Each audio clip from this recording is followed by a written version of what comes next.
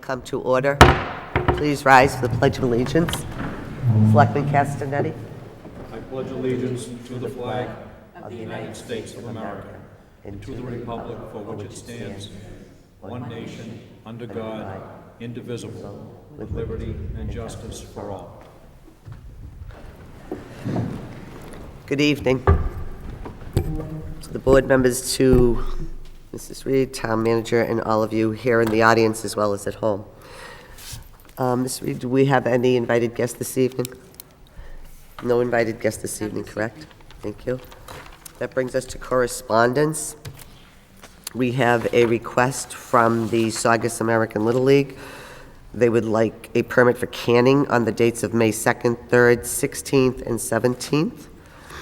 They only can at the locations that are approved by the store owners, and are looking to can in front of the U.S. Post Office and Hammersmith, and they fall under the bed. They have 200 children in the program, intend to have them can in 2-hour shifts.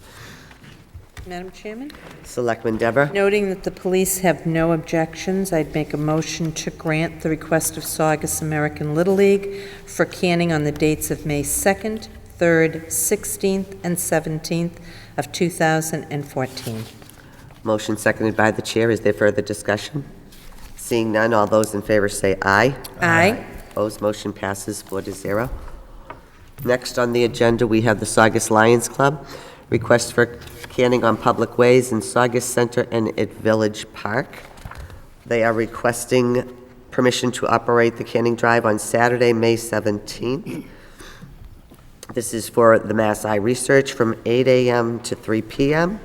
And they would like to do it at Hamilton and Central and the Linfells Parkway at Main Street at the intersection of the lights. The wishes of the board. Madam Chairman, Selectman Allen. I would like to make a motion to grant the Saugus Lions permission to operate the annual cannon drive on Saturday, May 17th, 2014, from 8 a.m. to 3 p.m. at the following locations: Hamilton Street, at the Saugus Center Rotary, and the Linfells Parkway at the lights at the Village Park. Seconded by the chair. Is there further discussion?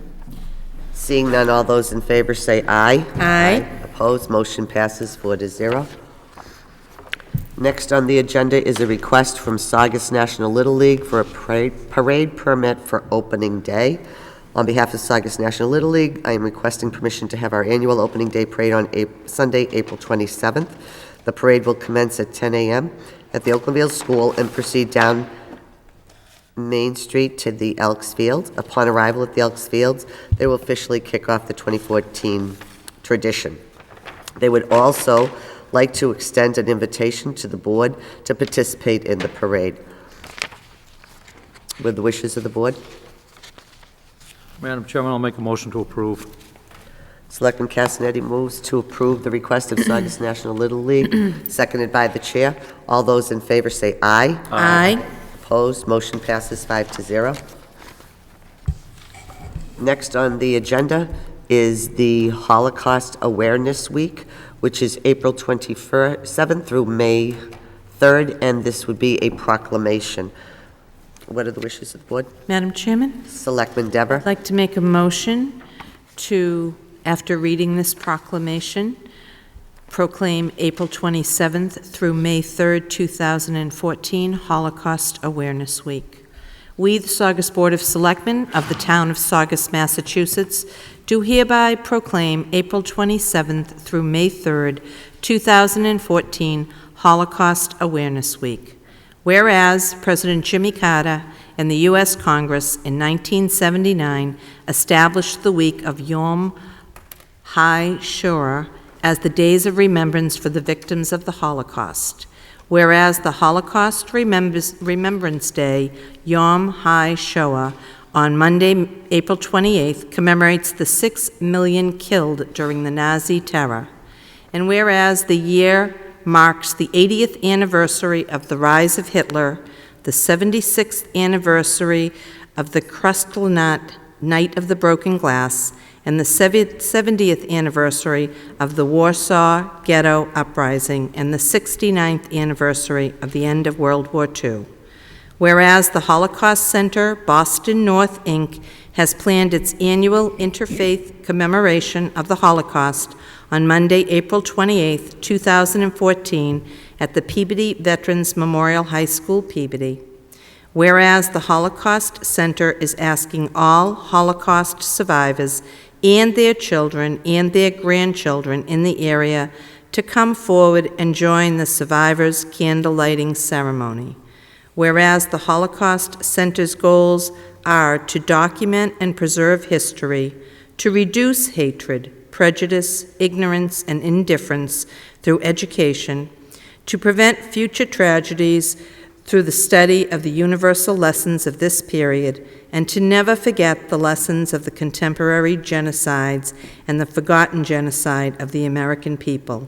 Now, therefore, we, the Board of Selectmen of the Town of Saugus, do hereby proclaim April 27th through May 3rd, 2014, Holocaust Awareness Week, because of its major importance in the history of the world of events and the significance of the role the teachings of the Holocaust must play in the daily perspective of our lives today.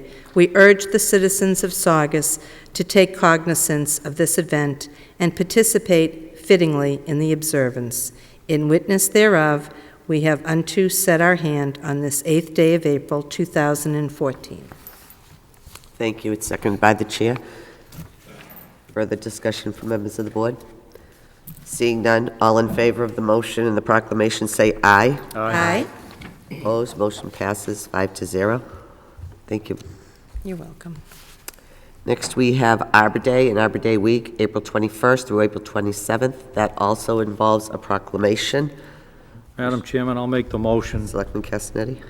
Whereas the legislators of the Great and General Court of the Commonwealth of Massachusetts have adopted an act regarding the designation of Arbor Day throughout the Commonwealth, and whereas the purpose of the designation of Arbor Day throughout the nation is to encourage the planting of shade and forest trees, to encourage the harvesting of forest crops by approved conservation methods, and to encourage the protection of our forests from scourge of devastating fires, insects, and diseases that destroy the beauty and usefulness of our woodlands, as well as their wildlife. And whereas trees can reduce the erosion of our precious topsoil by wind and water, cut heating and cooling costs, moderate the temperature, produce oxygen, clean the air, and provide habitat for wildlife, and whereas trees, wherever they are planted, are a source of joy and spiritual renewal and provide an enduring heritage to succeeding generations. Now, therefore, we, the Selectmen of the Town of Saugus, do hereby proclaim April 25th, 2014 as Arbor Day, and the week of April 21st to April 27th, 2014 as Arbor Day Week in the Town of Saugus, and urge all citizens to celebrate Arbor Day and to support efforts to protect our trees and woodlands. And further, we urge all citizens to plant trees to gladden the heart and promote the well-being of this and future generations. In witness thereof, we have hereunto set our hand on the 8th day of April, 2014. Thank you. That's seconded by the chair. Further discussion? Seeing none, all those in favor? Aye. Say aye. Opposed? Motion passes 5-0. Thank you very much. Next, we have a communication regarding Keno to Go. And the Massachusetts State Lottery is offering existing non-pouring agents our Keno to Go game, a transaction which is identical to the already existing online games such as Megabucks and Mass Cash. At this time, the lottery is not providing agents with the Keno monitor as part of this program. In accordance with Massachusetts General Law, Chapter 10, Section 27A as amended, you are hereby notified that the following existing agent in your community will be sent an application and agreement to sell the Keno to Go product. And this is at North Shore Liquors, 180 Main Street in Saugus. It says if we object to the agent selling, we must do so in writing within 21 days of the receipt. What are the wishes of the board? If the board objects, then that would be the motion, and if we do not object, that would be the motion. Madam Chair. Selectman Dever. Excuse me, Padada, I really don't get your name right. Now, this works, I'm not, this is the first I heard of it when I was reading through my packet. Have any of you worked and seen anything like this before? It says it works like a megabucks, so you just buy a Keno over the counter and... I asked the same question when I saw what exactly is it, because I hadn't heard of it either, and that's exactly what it is. It's the same as when you go in and, I guess, purchase one of their lottery tickets out of the machine, and you just take it, and I guess you can redeem it at a later time, correct? Okay. Well, then I will make a motion. I don't have any objection for the application for the Keno to go at the North Shore Liquors at 180 Main Street. Selectman Panetta moves that we file as not being objected to this request, seconded by the chair. Madam Any Chairman? further discussion? Selectman Cassidy? Looks like we missed the date anyway. We received it on the 17th of March. We had 21 days to respond. It was an extension. What's that? We were granted an extension. There was an We granted did? extension. Yes, we did. Okay? My apologies. No worries. Any further discussion? Seeing none, all those in favor of Selectman Panetta's motion say aye. Aye. Opposed, motion passes 5-0. Thank you very much. Okay, we've come to citizens' comment period of our agenda. Is there somebody here who would like to address the board at this time? Please, if you could go to the podium. Good evening, Madam Chair, ladies and gentlemen of the board. I've presented to you guys tonight an article. Could you give your name and address for the clerk? Christopher Finn, 9 Fernwood Road. I'm a town meeting member in the 9th Precinct here. Thank you. I've presented to you guys an article tonight that I'm hoping you will vote to insert into the annual town meeting warrant. It is regarding Mass General Laws, Chapter 59, Section 5K. We're asking that I'm asking that the town will accept the provisions of this law. Ultimately, what it does is it allows the town to create a program where older citizens in the town, 60 and older, can volunteer to provide services to the town in exchange for a reduction in their real property tax obligations. By statute, the work would need to be done at the then existing state minimum wage, and there is a cap on the amount that they can have their tax liability reduced, and it can be further reduced by creation of the program. I have a template of what I think a proper program for Saugus would be. Importantly, I think a lot of surrounding communities have voted to accept this program and have established these programs, which are going pretty successfully. From what I've heard, there's an excessive number of applicants and a lot of town departments that are interested in asking for job requisitions that these citizens can perform tasks in accordance with their programs. And right now, I think Saugus is the exception. We do not have a program existing, and I do not believe we've accepted this statute. So that's ultimately what this article is about. Thank you. Sure. Any questions? Madam Chairman? Selectman Not a Devlin? question, but, I would like to commend you for doing this. This has been discussed in the past, and there's always been a hesitancy due to liability. So it would be wonderful if you, as the time goes forward before town meeting, could probably pick some of the better communities that do address the liability, since they truly are volunteering their time. Right. Absolutely. I'd like to commend you for bringing this forward. Thank you. Madam Chair? Selectman Panetta? Thank you. I can think of many different things that people over 60 can volunteer for, but just off the top of your head, what are the top 3 that you've seen when you've done this research in other communities where you have people over 60 volunteering? Well, it really could be anything, anything that would bring a benefit to a town department. So the way I envision it is the town departments will request what they think they could provide these services for. And ultimately, the application process can involve an assessment and an interview as to what their skills are, if they have computer skills, writing skills, answering phones, things like that. And again, the amount of work that they would do would be limited in the fact that there is going to be a cap on how much they can have their tax liability reduced at the state minimum wage. So there is a number of things they could do, answering phones, drafting letters, but ultimately it's going to come down to what their personal skills are, their abilities are, and what they're capable of doing. And through that, the town departments can, through a process where the town departments are requesting it and agreeing to take on an applicant, that applicant also must agree to take that specific position, as far as my interpretation of the statute. So, Thank you. Does that answer your question? It did, thank you. Thank you. Any further discussions? This does have the required 10 signatures. The wishes of the board. Madam Chairman, Selectman Deborah. I'd make a motion to accept the article for insertion into the annual town meeting. Seconded by the chair. All those in favor? Aye. Opposed? Motion passed. Thank you very much. Thank you.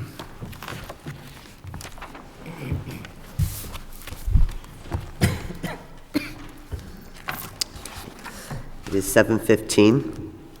The time. We do have one continued hearing on, I don't think we'll be continuing that this time, 7:15 Sullivan Tire. Notice is hereby given that the Saugus Board of Selectmen will conduct a public hearing on the application of Sullivan Tire for special permit S2 to allow business offering complete auto repair and service, including tires, to be located at 829 Broadway, Assessors Plan 1036, Lot A 700. This hearing will be held in the Saugus Town Hall Auditorium, 298 Central Street, on April 8th at 7:15. Good evening, Attorney Magnan. Good evening, Madam Chairman, members of the board. For the record, Attorney Richard Magnan with an office of 194 Central Street here in Saugus, representing the applicant Sullivan's Tires and the property owner, the George Nicoli Family Trust. Present here with me this evening is Ted Nicoli representing the trust, and who are the owners of the property, and Roy Donlin, who's the vice president and real estate specialist for Sullivan Tire. The board is probably familiar with the site at 829 Broadway. It is the site of the old Meineke muffler. It was for many years auto repair. The intended use would be the same use. Sullivan's would come in and basically use the same parking area as was submitted in the parking plan with the application. The Sullivan Tire is a well-known company, family-owned since 1955, I believe. The proposed lease, which is contingent upon this permitting, is for 5 years with an option for 4 more 5-year periods. So there's a commitment here by Sullivan's Tires. The building would be completely renovated. There would be 8 to 10 employees. The hours of operation would be Sunday through Saturday, 7 a.m. to 7 p.m.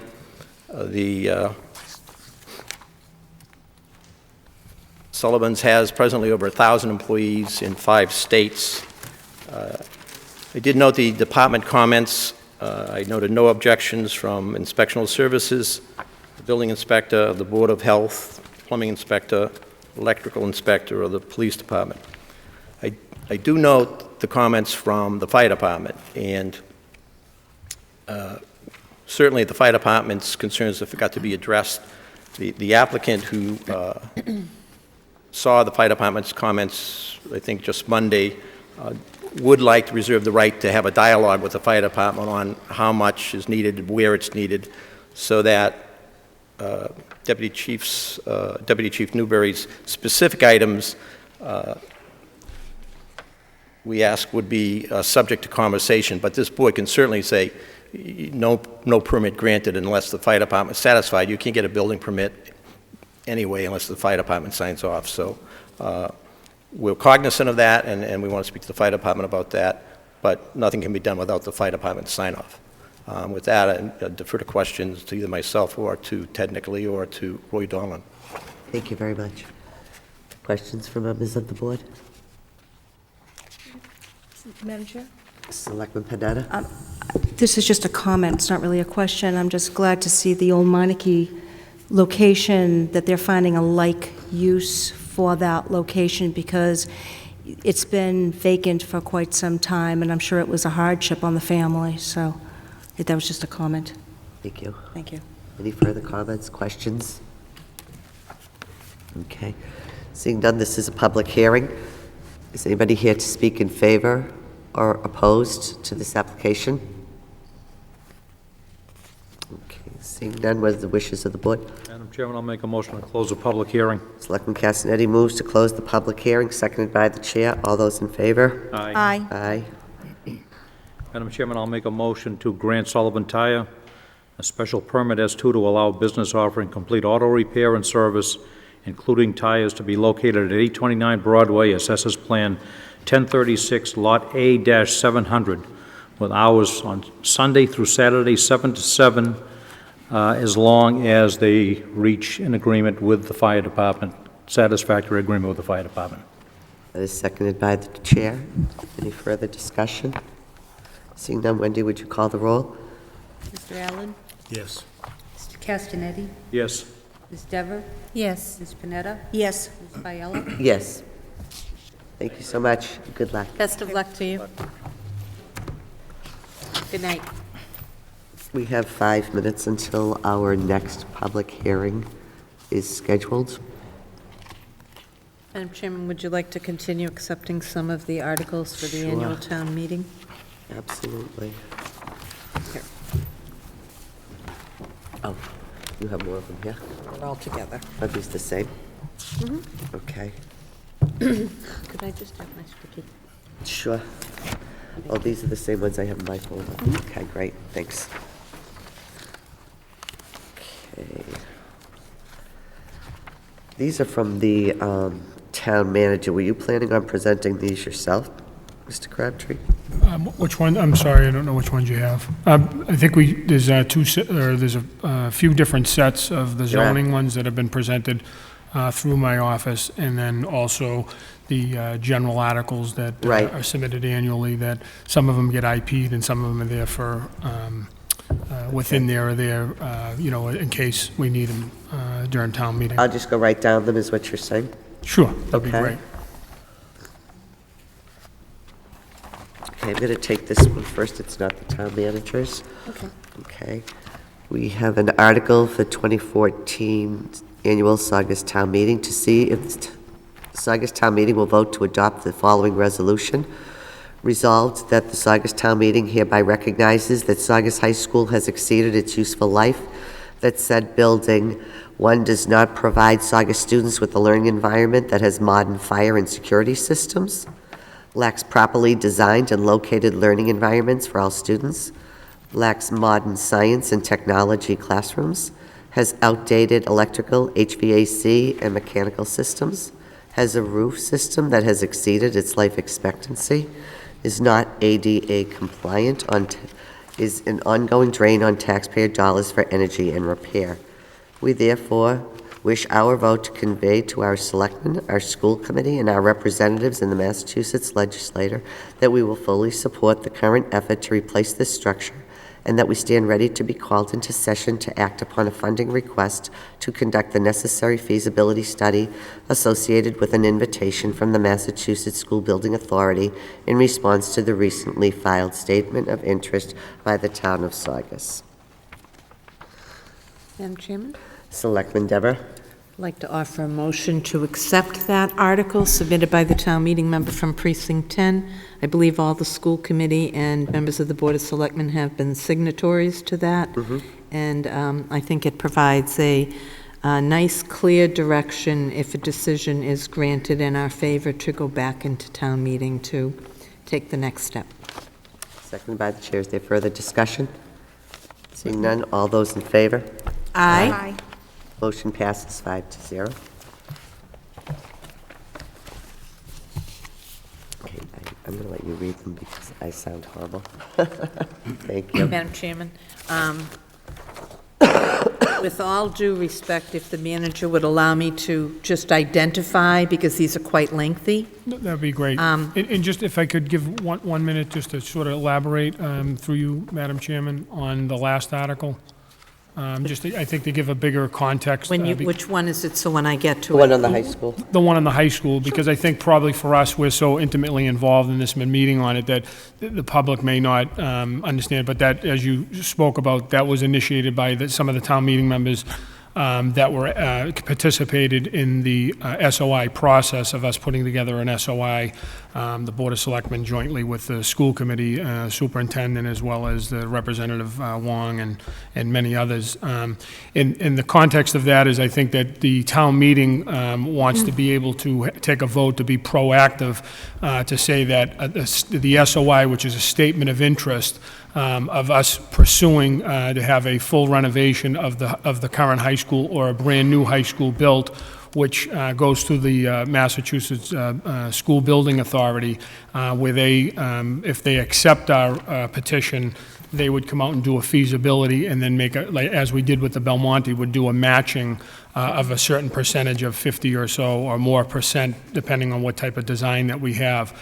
So that I think is an important element of the town meeting being in front of this proactively to show that the community is in support, and our elected representatives, the school committee, the Board of Selectmen, as well as town meeting, that are the appropriating body, would be in favor of being called into session if, in fact, we are approved in that process. So I think that's an important step to show the unity, and I think that we've talked about it, and some people probably have watched, this process that's taken place.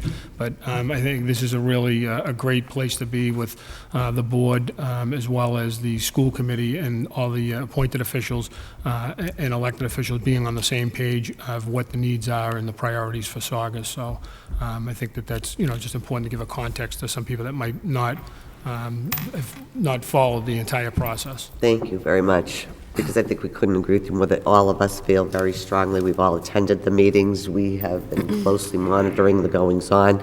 The efforts of everybody involved, in particular the town meeting member from Precinct 10, the two administrators from the high school, and the chairman of the school committee, along with yourself and Superintendent Tempesta.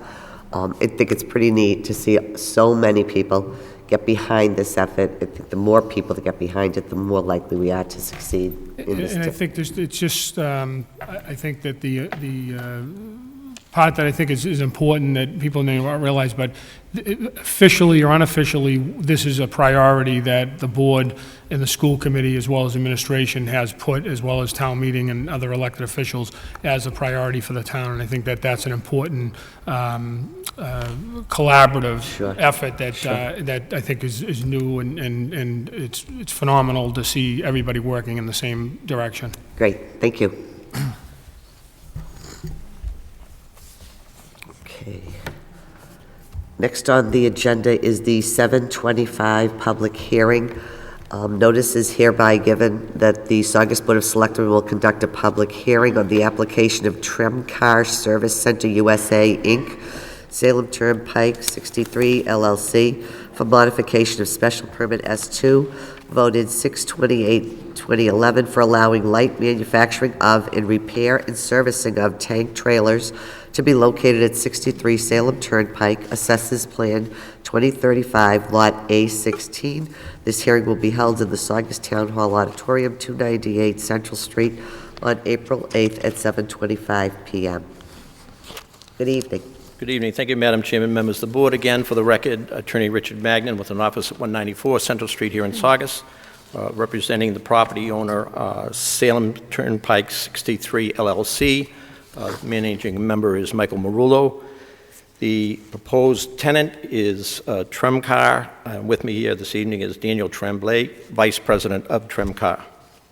The application is for a modification of a S2 permit, which was modified by a vote on 6/28/11 to allow the placing or mounting of tank trailers onto trucks. The prior special permit modification allows up to 50 trucks on the site, 40 outside, 10 inside the building, and up to 50 dumpsters on the site. We're actually looking for a reduction in those numbers from 50 trucks to 40 trucks, and from 50 containers to 25 containers. So we're respectively suggesting that we're reducing the intensity of that use. The process would be to take tank trailers, which are used for bulk transport for milk, petroleum, cement, dust, and to have these tanks manufactured at this company's different locations. There is, I think there's been some misconception, maybe the way the application was written, but in any event, there is no manufacturing of tanks at this site at all. It's not even cost-effective because they have large factories which can do this process much easier. All this does is allow the tanks, after they're manufactured, to be brought to this site and to be mounted on trucks. Now, I guess there's some issue of light manufacturing and the interpretation between the building inspector and myself that if you mount a tank on a truck and you hook it up and you have to do a little welding, that might be light manufacturing. So that's how the application came before you. This is not for the manufacturing of tank trailers. The proposed tenant, contingent upon, again, approval of permits, would enter a 5-year lease with an option for a 5-year extension. Again, at no time will any tanks contain any materials.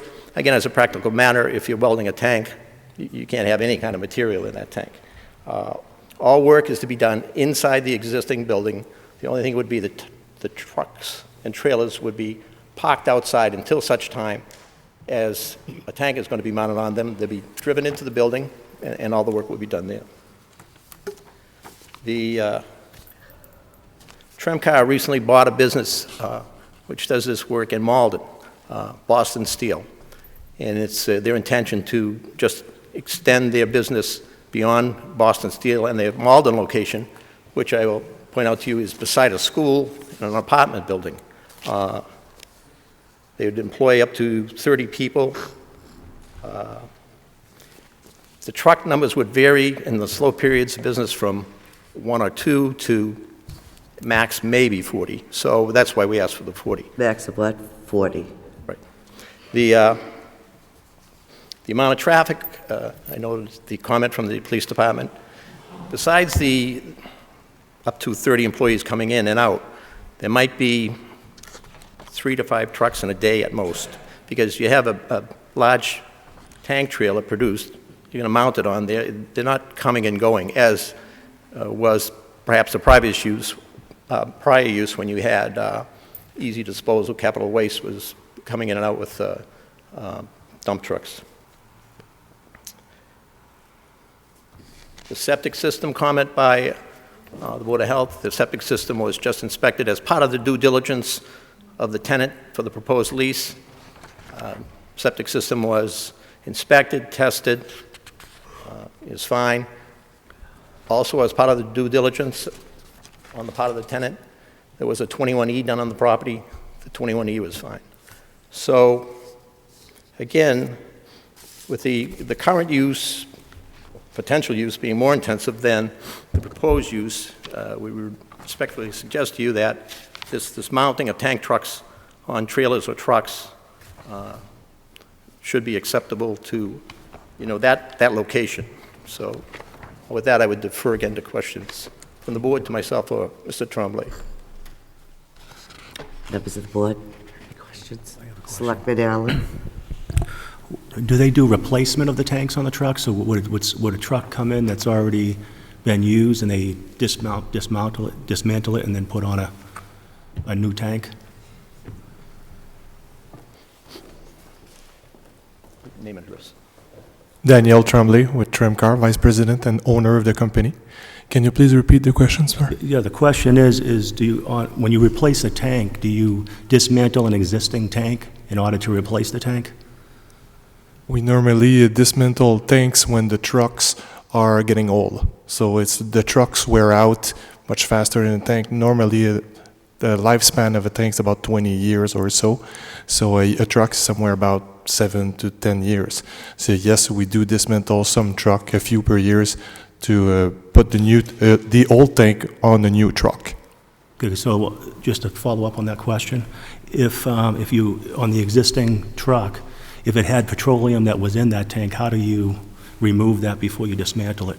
We do not accept any truck with petroleum.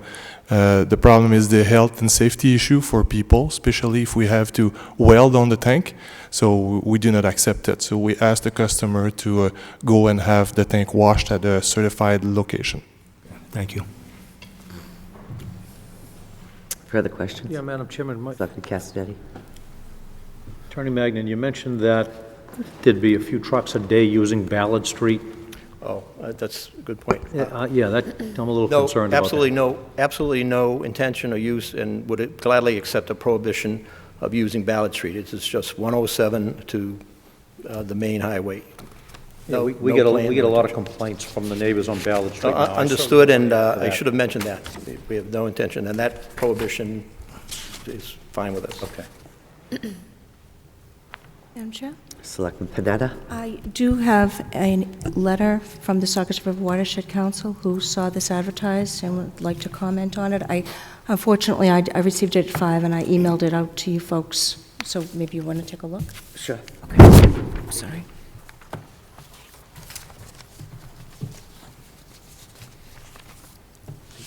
And may I ask the applicant a couple of questions, Madam Chair? Of course. Thank you. Would it be possible to get a copy of that letter? Of course it is. I'm sorry. I have an extra, Deb, here. You got one? I'll bring it back to I thought I was giving away yours. May I ask the applicant a question, please? Thank you. It's my understanding that you have 8 facilities in North America, is that correct? In total, today is 11 facilities. You have 11. 6 manufacturing plant. Okay. And how many in the United States? Now 3. 2 in Ohio, 1 here in Malden, the Boston Steel place that we did buy a month ago. Okay, but the main one is in Ohio, correct? 2 plants in Ohio, 1 in Dover and 1 in Strasburg, Ohio. Okay, and what is the nearest neighborhood? Excuse me? The nearest neighborhood, how many miles from the nearest neighborhood? One from each other, you mean? How many miles from? Correct. My concern is that the neighborhood, and one of our selectmen already touched on this, we have an incinerator, they're taking down sand piles. There's a lot of things that are going on in Precinct 10 that I'm sure, not just me, but there are others that have a concern. So my question is, this is going to be very close to a neighborhood. So what is the closest neighborhood where you have one of your facilities? Oh, in Malden, we have a school just the other side of the street. So it's, and we are in the middle of the cities. We have a plant, same thing in Ohio and Strasburg. We are in the middle of the city. So it's, the neighborhood is close by. And is in Malden, do you have 40 tankers, up to 40 tankers in Malden as well? Not today. I would say the peak is probably around 20 or so. Because I was trying to do some research prior to coming here, and it looked like the one in Ohio was about 3 miles away. So I'm concerned for the neighbors. And your facility is subject to local and federal regulations, correct? Yeah. And Yes. by whom? Excuse me? By whom? Excuse, I don't get the. I'm sorry. Who are the agencies that come and they inspect you? You mean, okay, on the Like tank? the EPA? On the tank? Yeah, like the EPA for sure, but we're ASME approved, so the mechanical engineer from Washington, and also the DOT, Department of Transport. Mm-hmm. And have you received any environmental violations recently? No, ma'am. Okay, because when I went online, it said that there were quite a few violations from your company. And not here in which Massachusetts, was a though. concern.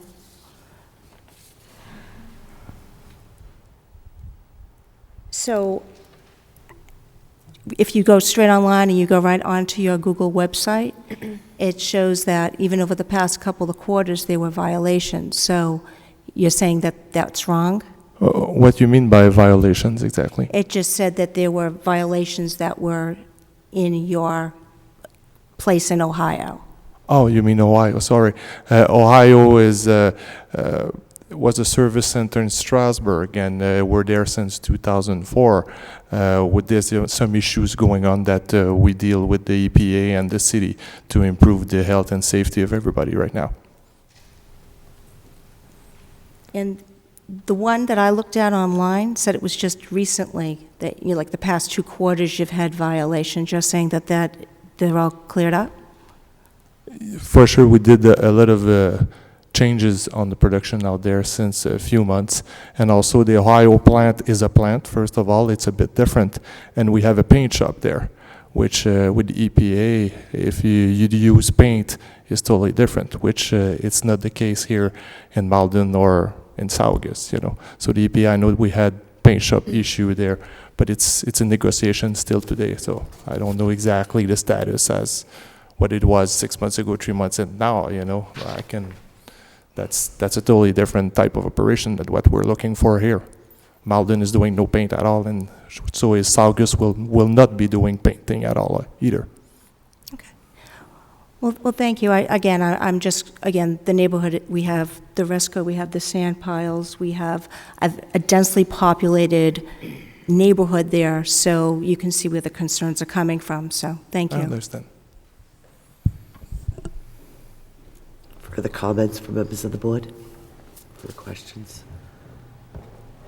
Madam Chairman, if I might, Selectman please, Deborah. to the attorney, I just want to make sure that I have the information correctly that you stated.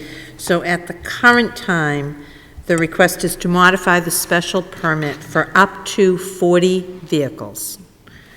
Containers up to 25. Yes. Hours of operation 6A to 6P, Monday through Saturday? Did I read that correctly? We'll check that. Yield restriction.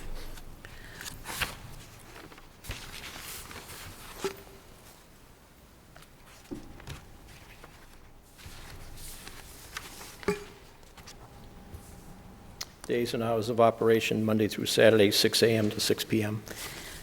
Septic system has been inspected, tested, and approved. 21E has been approved. Right. It is not a 21E. We can produce copies of those to the board.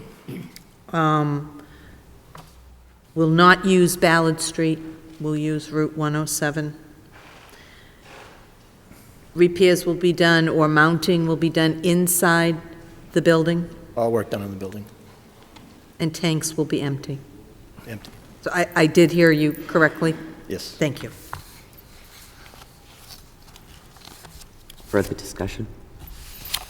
Seeing none, this is a public hearing. Is anybody in the audience here to speak in favor or speak against the applicant? Please come up and give your name and address, sir.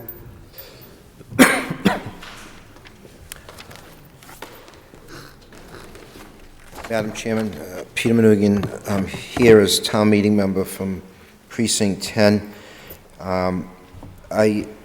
Based on what's before you and how the hearing is advertised and what I'm hearing, I have to rise in opposition to this, and I'd like to cite the reasons why. These are not in any particular order, so bear with me. I believe each of you, if not all of you, attended a meeting last August down in East Saugus at the Yacht Club, and there's an article you'll be inserting hopefully this evening on that has a vision statement that was for the area, including this location, that was developed as a result of public input, not individual town meeting members, but the public. And what they clearly stated last August was that they want to get away from this type of use in the marsh area. And you have that in front of you, I believe. Selectman Panetta raises the I-95 issue. As you know, the sand's scheduled to come out. No one knows what the line of sight is going to be once that's done. We have a line of sight issue. There's been an entire neighborhood that's been built up since I-95 first went in 1973 or 4, Pevwell Drive, most of Precinct 10. So what will people be looking at? Now, I know within your authority, you can grant a special permit when in your judgment the public need and inconvenience will be substantially served. And that's the standard that boards of selectmen have gone by since the bylaw was adopted. And you are also afforded the opportunity to have conditions including screening and other conditions. I don't know that this type of operation could be effectively screened. Because regardless of what the representations are, the special permit that you're being asked to grant is for light manufacturing of and repair of. And that doesn't run with this business. Special permits run with the land in perpetuity. So what's represented this evening could certainly change with a future user or owner. And if you take a look at this company, and it seemed, if I was picking a stock to invest in, I might pick them because they're very successful in Canada, because of the oil and gas industry and the need to transport the materials, the product and materials related to that, as well as farm products and so forth. It's a thriving business. But it's those hazardous elements that pose concern for a neighborhood. And the Strasburg, Ohio facility is 3 miles away from a sparsely populated neighborhood of 153 people. The ACEC, this is an area of critical environmental concern. And at that public scoping meeting that I spoke of, the public wanted to see a linkage of our resources, environmental resources, including this area, right up through to Braycott and so forth. The traffic issue, the police have commented on that. I've seen the comment. I wish you could see the tankers that are coming down Ballard Street. I hear from one of my constituents who I see is here this evening, constantly raising it. We had an accident with a tanker truck not too long ago, and a car swerved into where the valves are, and it just missed it. It would have been a catastrophe similar to what we had on Essex Street. This is I'm glad to hear that this is a tenant and that it's basically sort of one of these contingency things. So, that's always a concern for a board, that someone's invested a lot of money at some point, but fortunately that doesn't seem to be the case here. At this point, they're not locked in. Obviously the permits, there's a contingency here. Look, the history of this site was first in the 1960s, it was Peter's Pizza.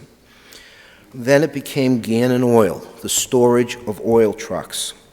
Then it was Reliable Rubbish, the storage of rubbish trucks. Then I believe, I might be a little out of sequence, Testa Corporation, with heavy construction equipment, and I think Easy Disposal for storage of dumpsters. But this would be a first. The manufacture and repair of tankers. And if you Google the site, and I know several of you are very well versed using the internet for your research, you will see examples of the types of tankers that are manufactured by this company. And when I hear the word repair, this sounds like it's a lot more than the things are delivered and the empty truck body comes down and they just bolt it on. I would ask that you do your due diligence, as you always do, and listen to the concerns of the neighborhood and take into consideration the totality of everything that we've experienced in Precinct 10 and what the public has said they want to see down there, and take that all into consideration. And I think when you do, that you will come to the conclusion that the public need and convenience will not be served by this type of an operation. Thank you very much. Madam Chairman? If I might, to the Selectman speaker, please. Thank you for coming forward. What would you envision at that site, given the existing S2 permit and what they are allowed to do on that property now? What would you envision on that site, sir?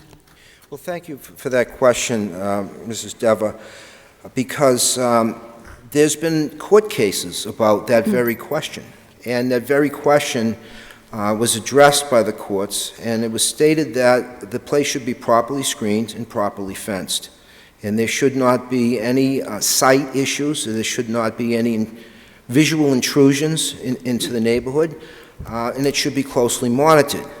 So I think your question is best answered by the own record that you, that your board has. Should be available To that, you raise another question. Several years ago, a previous board put on numerous special conditions on the right of Ballard Street going down for those warehouse-type structures. One of those conditions, no outside storage of trucks. There's outside storage of trucks. It's chronic. These conditions on these special permits, you can have them as long as you... Steve, you were at that meeting, I believe. They could be as long as your arm. And it might make you feel good that we're protecting the neighborhood, but at the end of the day, it comes down to the nuanced enforcement of special permits and conditions. Who is leading the charge to make sure that the trucks are not using Ballard Street, that they're not repairing things, so on and so forth? And in particular, the language is you're being asked to allow for manufacturing and repair. So I hope I answered your question. To some extent you did, and I appreciate that. I think you have sat on this board, and you know that enforcement of special permits lies with the employees of the town, whether it be inspectional services. You're right, there has been a gross lack of enforcement, which has resulted in issues, and I hope that enforcement will come forward. But I still don't understand what you'd actually like to see, knowing that if no action is taken here tonight, the S2 permit they currently have remains in effect. And as you also know, sitting on this board, you cannot ban truck traffic on Ballard Street without giving an alternate route. And also, the final say rests with the state.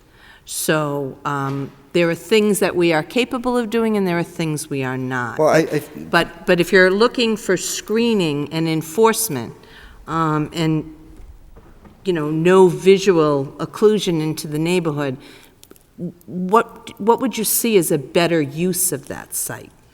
Well, I think the answer's before you. We have a proposed zoning overlay that's before you that includes this site that you folks all heard about, that would allow a particular mixed use that would be less intensive, less intense for the neighborhood. So I think the vision is before you. I didn't write the vision. The neighbors that came to that meeting said what they'd like to see there.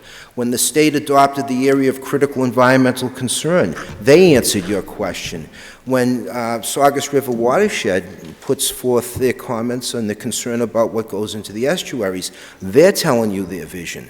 The vision does not include more trucks, more chemicals, more intensive use that has an unknown impact on a neighborhood that's very close.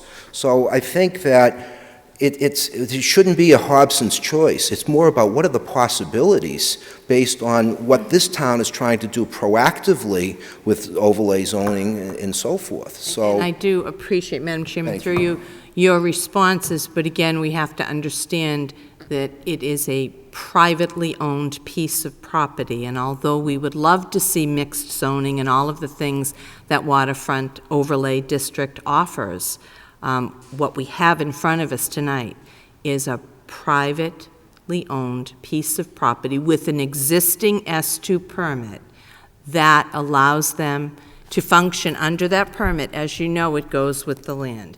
They're asking for a modification. Right. So I understand exactly what you're saying, but whether this board can enforce S2 violations, I think you know that that is not our role. We know that we cannot ban truck traffic on Ballard Street. We can ask for a level of cooperation. So there's things that we can do and there are things that we can't, and I guess that's my point. and the whole purpose of the hearing is it's one of your discretion, that it's within your discretion as to whether or not you will allow more truck traffic. Thank you. Thank you. Would anybody else like to speak in favor or opposition to this application? Please, sir, come up and give your name and address. Hi, Joe Pelzinski, 24 Ballard Street, Precinct 10 Town Meeting Member. The applicant mentioned 40 trucks and 25 containers. Just what kind of containers are we talking and their uses, if they could answer that?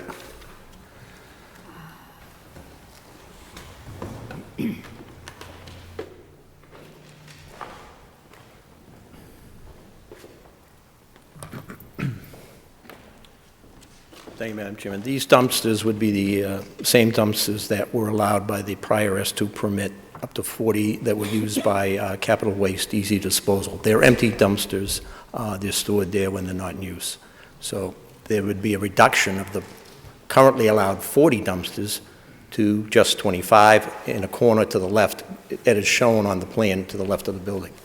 Madam Chairman, with your indulgence, Mr. Marullo also just came in and brought in a letter from the building inspector from the city of Malden that indicates that Boston Steel, which is owned by Tremcar in Malden, in a heavily populated area, has had no violations and no complaints. And I'd like to submit copies to the board. By all means, thank you.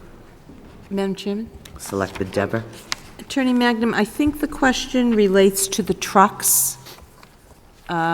So I believe you said 40 trucks, and I believe that was the question the town meeting member asked. What kind of trucks? Thank you.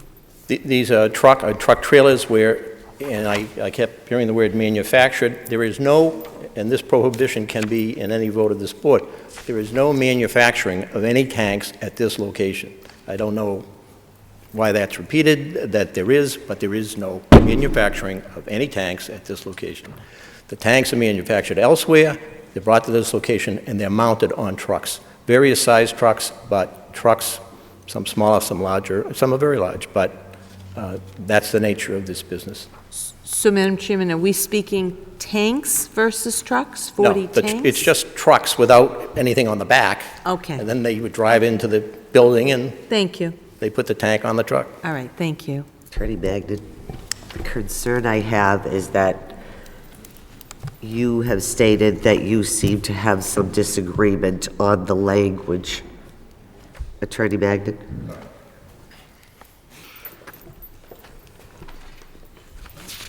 Correct, and maybe, part of that is my fault, but, based upon my conversations with the building inspector, he treated the mounting of the tanks on the trucks as some kind of light manufacturing. And in that zoning district, which is an industrial zoning district, even for light manufacturing, you need a special permit. What would you have termed it under then? Beg your Would you pardon? have picked a different term? Is that what you're saying? Would you have a different classification? No, I mean, if the concern is manufacturing of tank trucks, the decision of this board could be absolutely no manufacturing of tank trucks.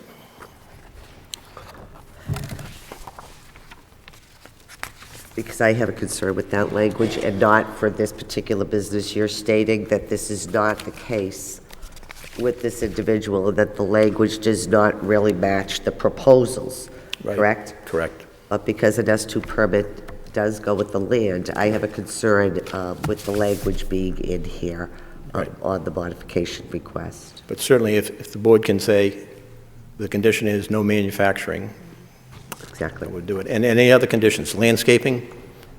There was a landscaping before, the plan that was done, part of the prior S2 modification, which, as I understand, was not done, and it's on the plan submitted to you, and I'm told by the property owner, should there be approval, that landscaping plan will be done within 30 days.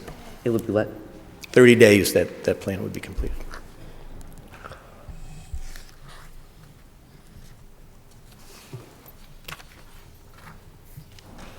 Ready further questions? Can I ask a question? Sure, Selectman Panetta? Thank you. Thank you, Madam Chair. So are you saying that only the trailers are going to be on the site and no tanks? The tanks will be inside when they're delivered, they go inside the building, and they're mounted on the trucks. Okay, so there will be tanks there. And Selectman Allen asked the question about chemicals, or he didn't ask, he asked what was in there, and how would we know that they're, so, and I took that one step further, and I'm thinking, how do you know that they're going to be cleaned out? They say they don't accept them if they're not cleaned, so who reviews, who takes a look and inspects them before they come onto the property? I really can't answer that question.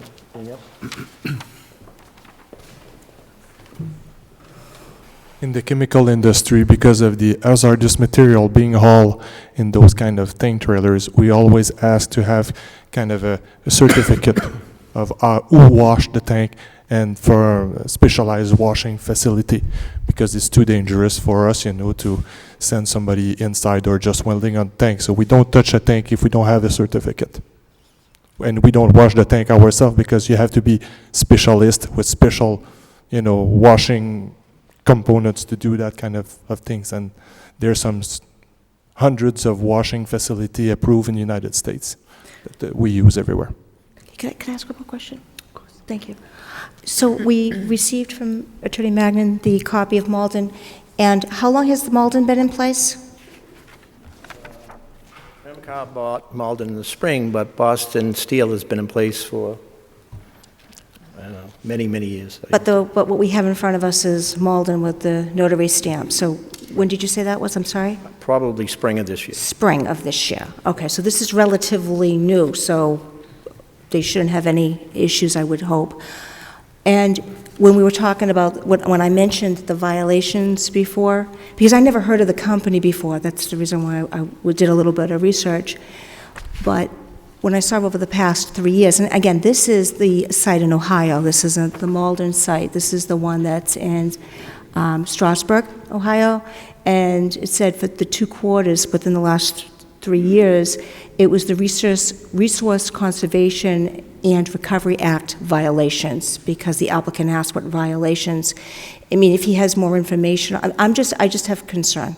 And it was mentioned earlier about it being in the ACAC, and I understand what one of the prior selectmen said about having an S2 permit there, and I am concerned about the language, as the chairperson said. I just have a lot of concerns this evening. Well, if the board would be so inclined, I'm sure there would be the opportunity to visit both this site and the Boston Steel site, and you could see what the operation is. I mean, if that's of interest to the board. Not of interest. I'd like Do a to site hear visit. from the other neighbors that wish to be heard on this issue. Is there anybody else who wishes to As well, Madam speak? Chairman?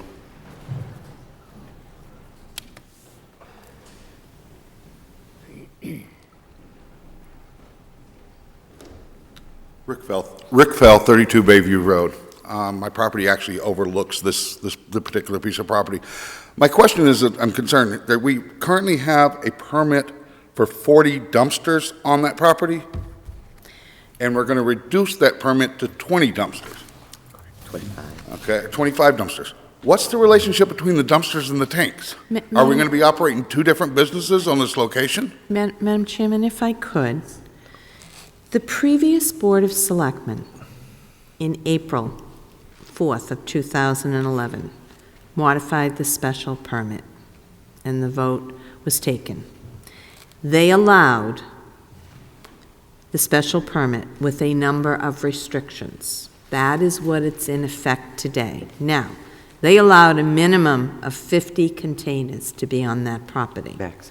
Maximum, I'm sorry, I do apologize. So what they're saying is they would bring the container numbers down to 25. But what's the relationship If we between the took containers and the tanks? Attorney You can't Magnan? mount dumpsters to the I back of a understand. truck.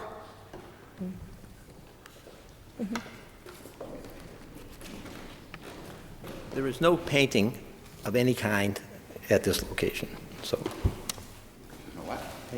No, the dumpsters. The- You're telling me we're reducing the number of dumpsters to 20? What is the purpose of the 25. dumpsters? Why are the is what he's dumpsters asking. there and the tanks? What's the relationship? Yeah. It sounds like you're going to be operating 2 different businesses at this location. The landlord in the proposed lease retained the right to use one section of the lot, which is depicted on the plan to the left of the building, so many square feet, to put up to 25 dumpsters. And so I believe the question, if I understood the speaker, is what is the purpose of the dumpsters in relationship to this proposed use? There is no relationship between the proposed use and the dumpsters. Okay. Dumpsters' use is retained by the present landowner and landlord for empty containers or whenever you would need that storage area. Okay. Before I recognize you, sir, is there anybody else who hasn't spoken yet that would like to speak? Ma'am, would you come up?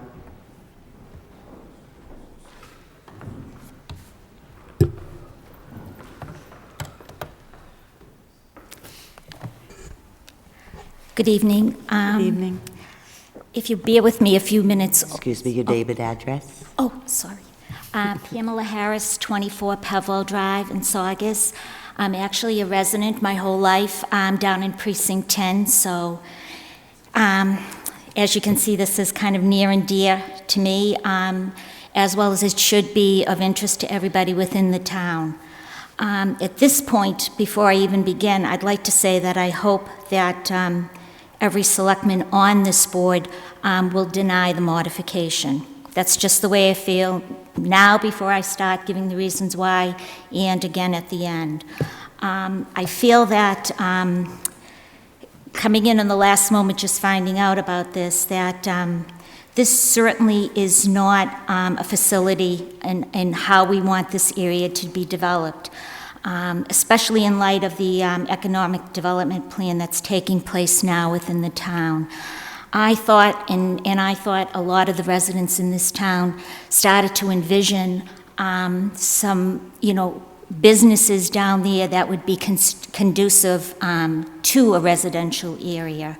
Right now, that land, the former Peter's Pizza, that is surrounded by land that's ACEC. So it's all critical environmentally areas.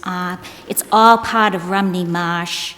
And I mean, for the last several years, we've done nothing but destroy and compromise this area. And I think that it's time now that everybody, and when we hope our leaders will take a stand in town and say no more. We now have, several projects going on in that area. There's the removal of the sand pile. There's supposed to be a huge restoration, which has taken years, over 10 years, to even be considered. And even now, with the proposal for the restoration, we know that there's not enough money in place, both statewide and federally, and so we continue to really work hard on this to make this become a realization. I think that, we need to protect, you need to protect us down in this area. After listening to the presentation by Attorney Magnum, I respect, what he is presenting. I certainly have done a little bit of work in trying to find out a little bit more on Tremcar, but I just don't think that this is a business that we want in this area.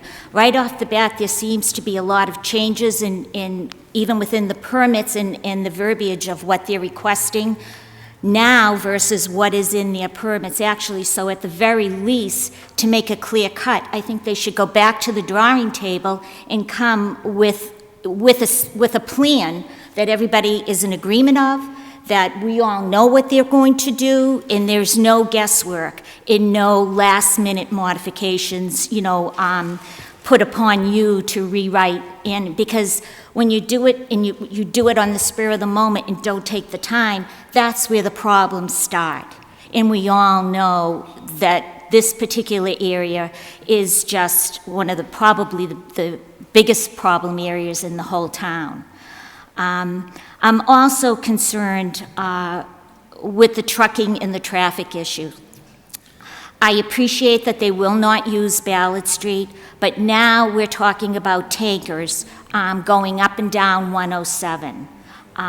For those of you that don't live in Precinct 10, this is a huge area where there's racing at night, where there's all kinds of things going on 24 hours a day. And this just adds a danger in my estimation, and certainly puts a burden on our police department, which is already stretched to the max. Also, the hazards of, I was told there was going to be welding processes. I don't know if that is still on the table or if they've changed their mind about that. But if there are any welding going down in that area is all surrounded, again, by marshland. we've had fires going back, 30-plus years out in that area, and actually from when it was a DiMatteo dump area. And we all know that once that catches fire, that doesn't go on for days or weeks, it goes on for months, which is a substantial burden and is certainly an added concern for the residents in the area. I know, or it's my understanding, that this company has had multiple violations, in particular with the Conservation Acts. And again, you're talking about putting a business like that right in the midst, surrounded by all conservation land. Down in this area, we have the burden of Rusco and that landfill. We thought we were perhaps seeing the light at the end of the tunnel, because the closure is scheduled for the landfill in 2016. They are finding every different options that have available to us. We know we're going to have a fight on our hands in another year to see how, what kind of proposals they're going to be coming up with. And it's my understanding that there's going to be huge incentives. There's a whole list of things that are going to be coming up. And I think at this point, we have to say enough is enough, and I hope you'll stand by us. We need to really clean up this area down there. It's all part, not just of Precinct 10, it's part of the whole town. We really take a lot of pride in our land, we take a pride in our area, but we really need you as the leaders in our town to stand by us and to support us. So I hope in ending that you definitely will, vote to deny this. Thank you. Thank you. There was a gentleman, excuse me, sir. Sir, you wanted to be heard? Please. No, right here.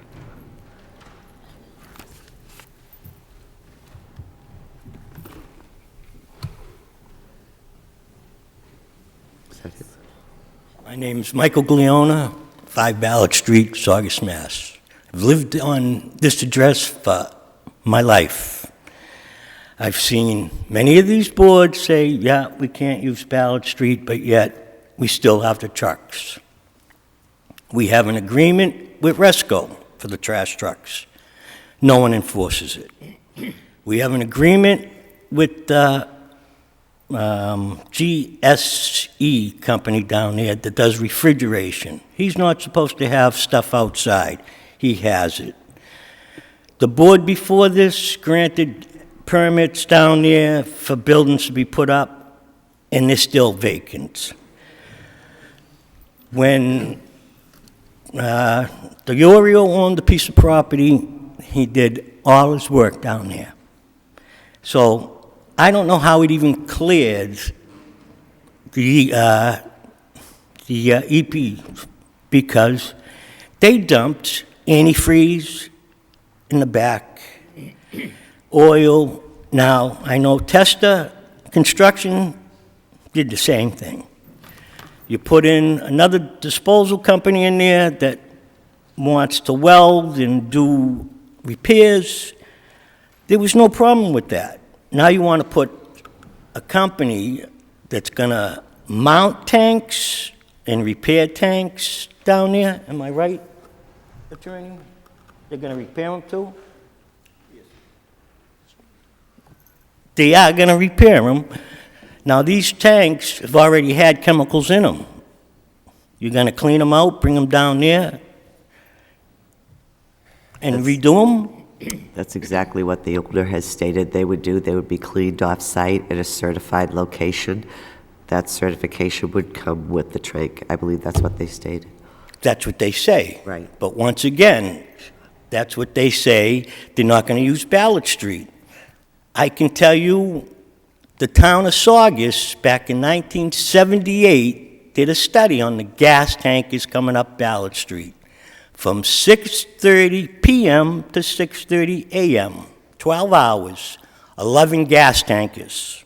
And that was back in 78. What are we going to have now that they come down the end of Ballard Street?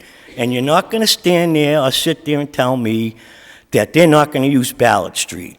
Because I can name right now rubbish trucks, 15 of them, that we got a contract with the company that they use Ballard Street up and down. Call down to Resco, oh, we'll refuse them loads. You never see it done.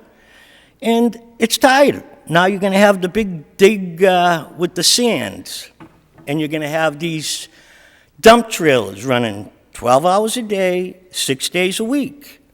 When's it gonna stop? It's a residential area.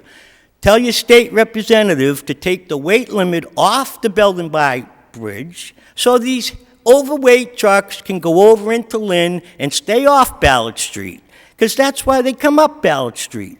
They have the overweight permit and they're not allowed over the bridge. Anything 80,000, you can go over, but we won't enforce it. We have no police that will enforce it. And it's crazy. It's gotten to the point, you might as well just have, when they put the casino in, just tell them, use Ballard Street. It's the old Route 1, because that's what it's coming down to. And when that casino comes in, what are we going to do then? You might as well say goodbye to East Saugus, because you won't travel down there. And to put something on that site, why not a hotel? Because the casino's coming, put the hotel there. Thank you. Thank you. Yes, please. David, address.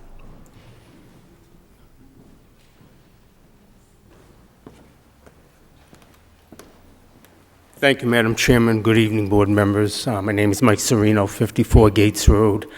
You know, I seen the article advertised in the newspaper, and it seems like tonight the use or the request has been changed.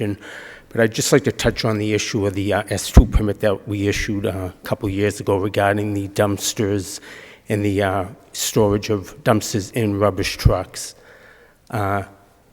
I believe what they're looking for tonight is the dumpsters are related to the garbage truck uses. It's a related use, but tonight what they're proposing, in my opinion, is the dumpsters are an accessory use to what they're looking for tonight. I think we have two different uses of that property, which is against our zoning bylaws, and that's in my opinion.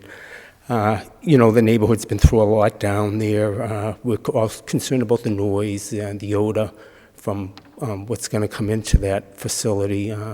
You know, they're going to say they're going to clean the vehicles or the tanks before they come in, but you really don't know. You know, you might have leakage. You know, the neighborhood, like I say, has been through a lot with Resco, the unlined facility. Landfill, the hole in the roof at the Resco plant, the General Electric, the test cells, the power plant over there with the ash residue from that power plant. I mean, I can't even, honestly, with the noise from Resco, I couldn't even stay out in my yard last year. It was horrible. So I'd just like to really have you really take a look at the impact of Precinct 10 down there before you make a decision on this application. Thank you. Thank you. Thank you. Would anybody else like to speak? Favor? Opposition? Yes, please.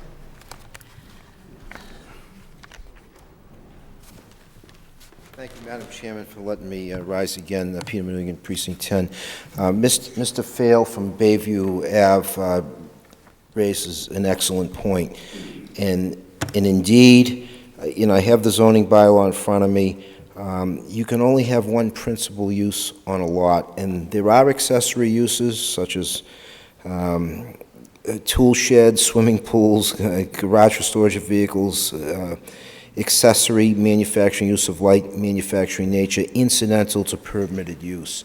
So I think the issue, as it's been explained to me, is that the owner of the property is leasing the property to Tremcar.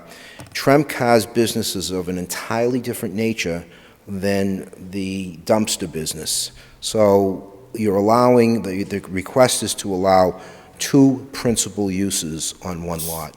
And I think that I want to thank Mr. Fail for bringing that point up, and Mr. Serino for, again, touching upon it. But looking at it here, I can't see how this is even before you at this point, with that going on. It's not like the other business is clearing out. They want the dumpster business and another business at the same time. Interestingly enough, the proposal that I spoke of earlier would allow 2 uses on one lot, and it specifically says so, but it restricts the type of uses they can be, as you heard downstairs in the FinCom room, because of that concern. So it's a valid issue that, one, you should be very concerned about, I would think. And ultimately, those determinations, as Mrs. Dever points out, are made by the building inspector. But in this instance, it appears that you have 2 principal uses taking place. Thank you again for the opportunity. Thank you. Would anybody else in the audience like to speak in favor or in opposition of the proposal? Seeing none, what are the wishes of the board? Madam Chairman? Selectman Dever? One of the residents asked us to take an opportunity to go down there and look before making a decision. Okay. There's been quite a bit of information brought forward tonight, including allegations of EPA violations, which I was, quite frankly, unable to find this evening when I went online. But I think in fairness to any applicant that comes before us, we should probably take an opportunity to look at the property. I'm not sure that any applicant coming before us is not going to have some difficulty down there, because the applicant before us may not fit the vision. But in the interest and in fairness to the applicant, and in interest and fairness to economic development, whether it be the small individual or the large developer, I'd like to take a site visit. Okay. Is that something the board's in agreement on? Sure. Okay.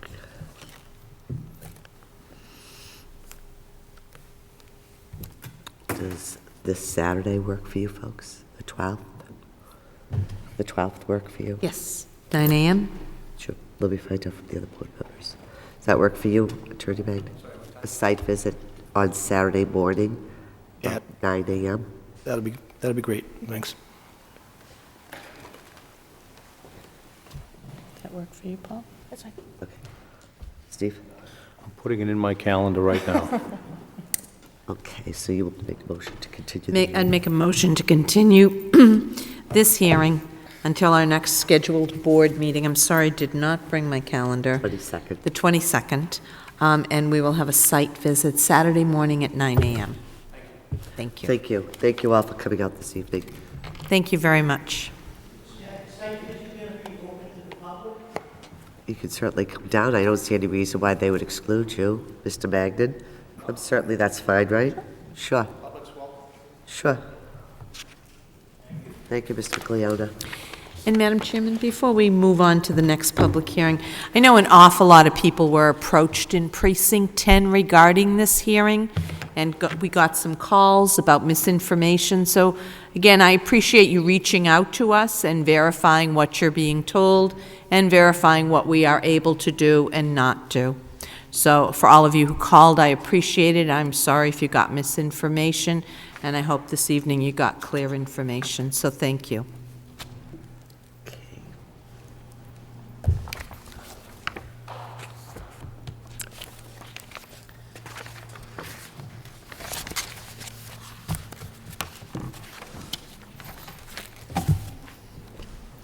Next on the agenda is 7:45 public hearing for Rice Escalation doing business, Eternal Escalation doing business as Rice Theory, located at 184 Broadway.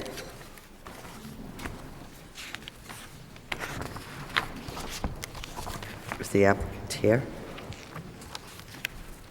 Good evening. No. Notice is hereby given that the Saugus Board of Selectmen will conduct a public hearing on the application of Eternal Escalation doing business as Rice Theory to be located at 184 Broadway for common victualer's license. Application is also being made for a variance to waive the external grease trap requirement under Article 4, Section 21 of the Town of Saugus Sewer Rules and Regulations. This hearing will be held under Article 3, Section 12 of the Town of Saugus Sewer Rules and Regulations. The hearing will be held in the Saugus Town Hall on April 8th at 7:45. Thank you. Could you give your name and address, please? Hi, my name is Will Sipak Divong. I am the daughter of the applicant here. I'm speaking on behalf of her because her English is not good. We are opening a takeout Thai restaurant at 184 Broadway on Route 1 North. Following our application for common victor's license of 20 seats and a waiver of the grease trap removal, a waiver of the outside grease trap removal, we receive your letter to follow the health inspector and the plumbing inspector's comment. So we would like to address that today. We'd like to address that? Yeah. Okay, sure. So from the health and plumbing inspector's comment, to provide a documentation from a licensed plumber that a outside grease trap cannot be installed at the location due to the slope of the sewer system. And also, if the outside grease trap cannot be installed, then the plumbing inspector would recommend us installing an automatic grease trap inceptor in addition to an inside grease trap. So following that comment, we have a licensed plumbing inspector to inspect the location, and he provided a document for us that an outside grease trap cannot be installed, and we would be more than willing to install an automatic grease trap following the plumbing inspector recommendation. Here's the document. I will pass it along. That's okay. Thank you. We can share. Thank you. Thank you so much.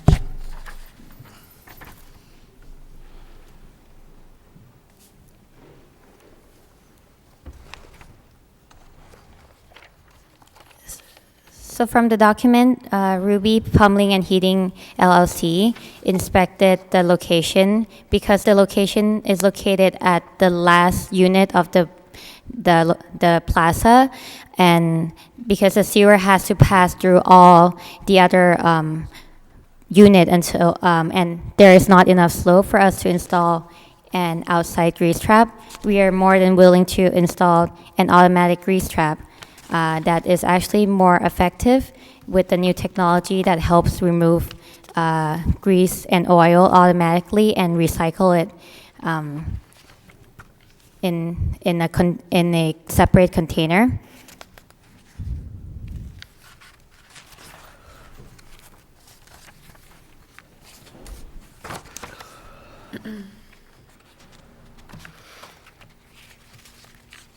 They do expect a high volume here, though, correct?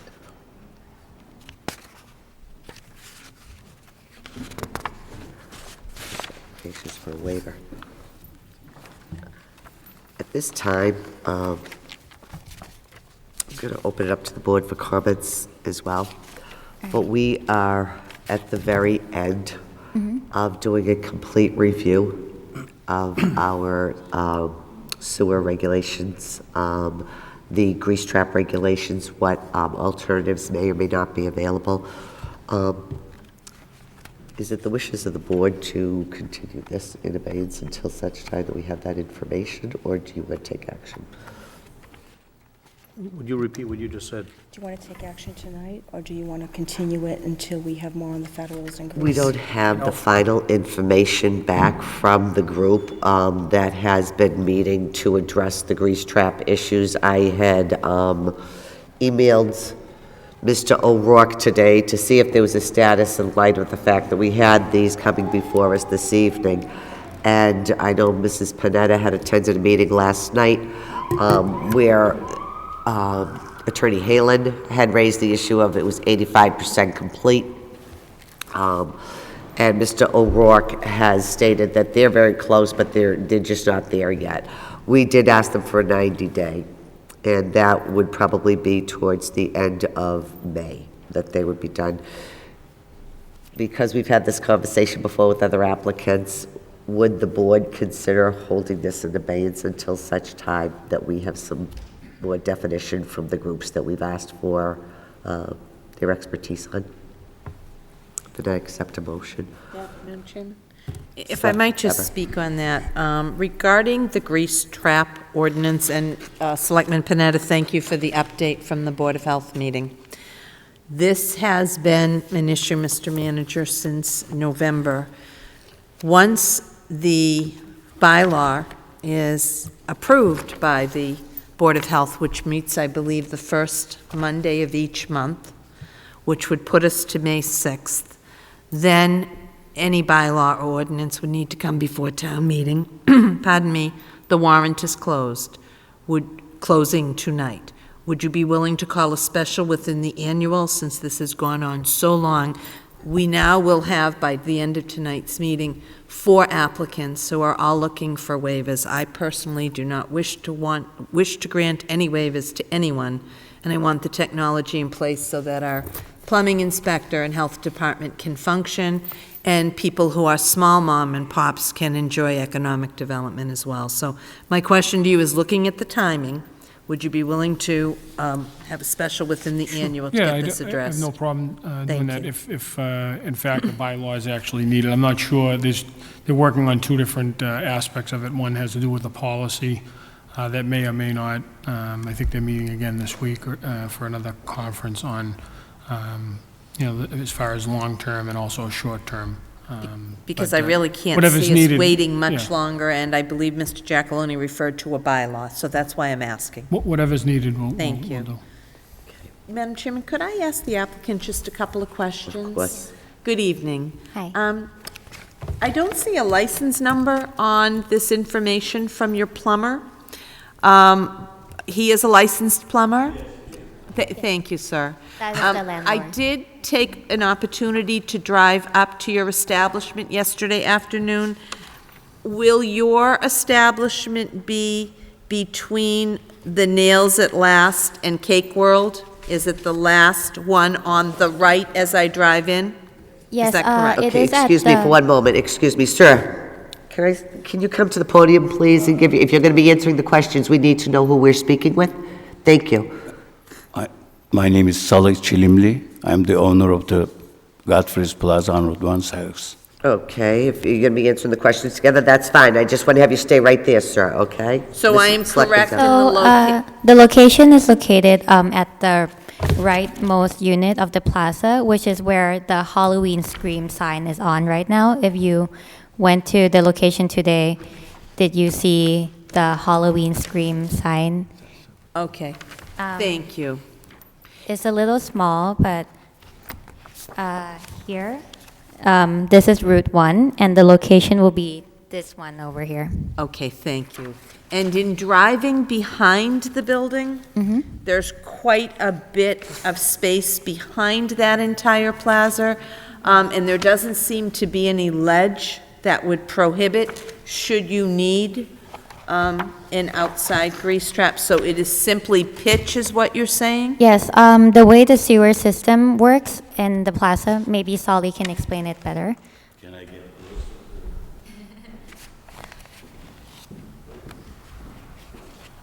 Good evening, thank you. This is Route 1. And they are going to rent just half of this side of the front. And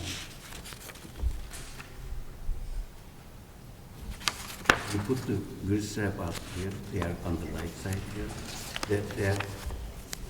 They have to put that back into the system. It's not going to, sewer system from, it goes back here, goes to the middle of this U here, and then comes out to the. Thank you. Would any of Thank the other you. board members like to see this as well? Thank you. Thank you, sir. Why don't you show Stephen I and the can other see side? it. Oh, you can see it, okay? Goes to the building, goes to the middle of the plaza, then goes to the front. So when we are trying to put it back to the system, it is lower, it stays lower, and is not able to go naturally. It is too hard. So what do you do with, I'll ask you another question when you go up to the... When he goes up to the podium, Yeah, yeah. when you go back up to the podium.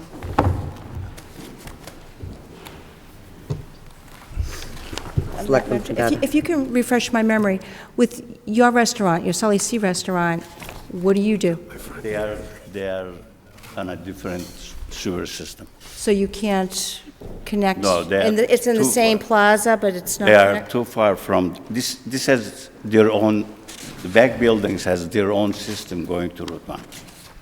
And Boston Market and Southern Seas has their own system close to Route 1 and I see. sewer system very close I to see. the building.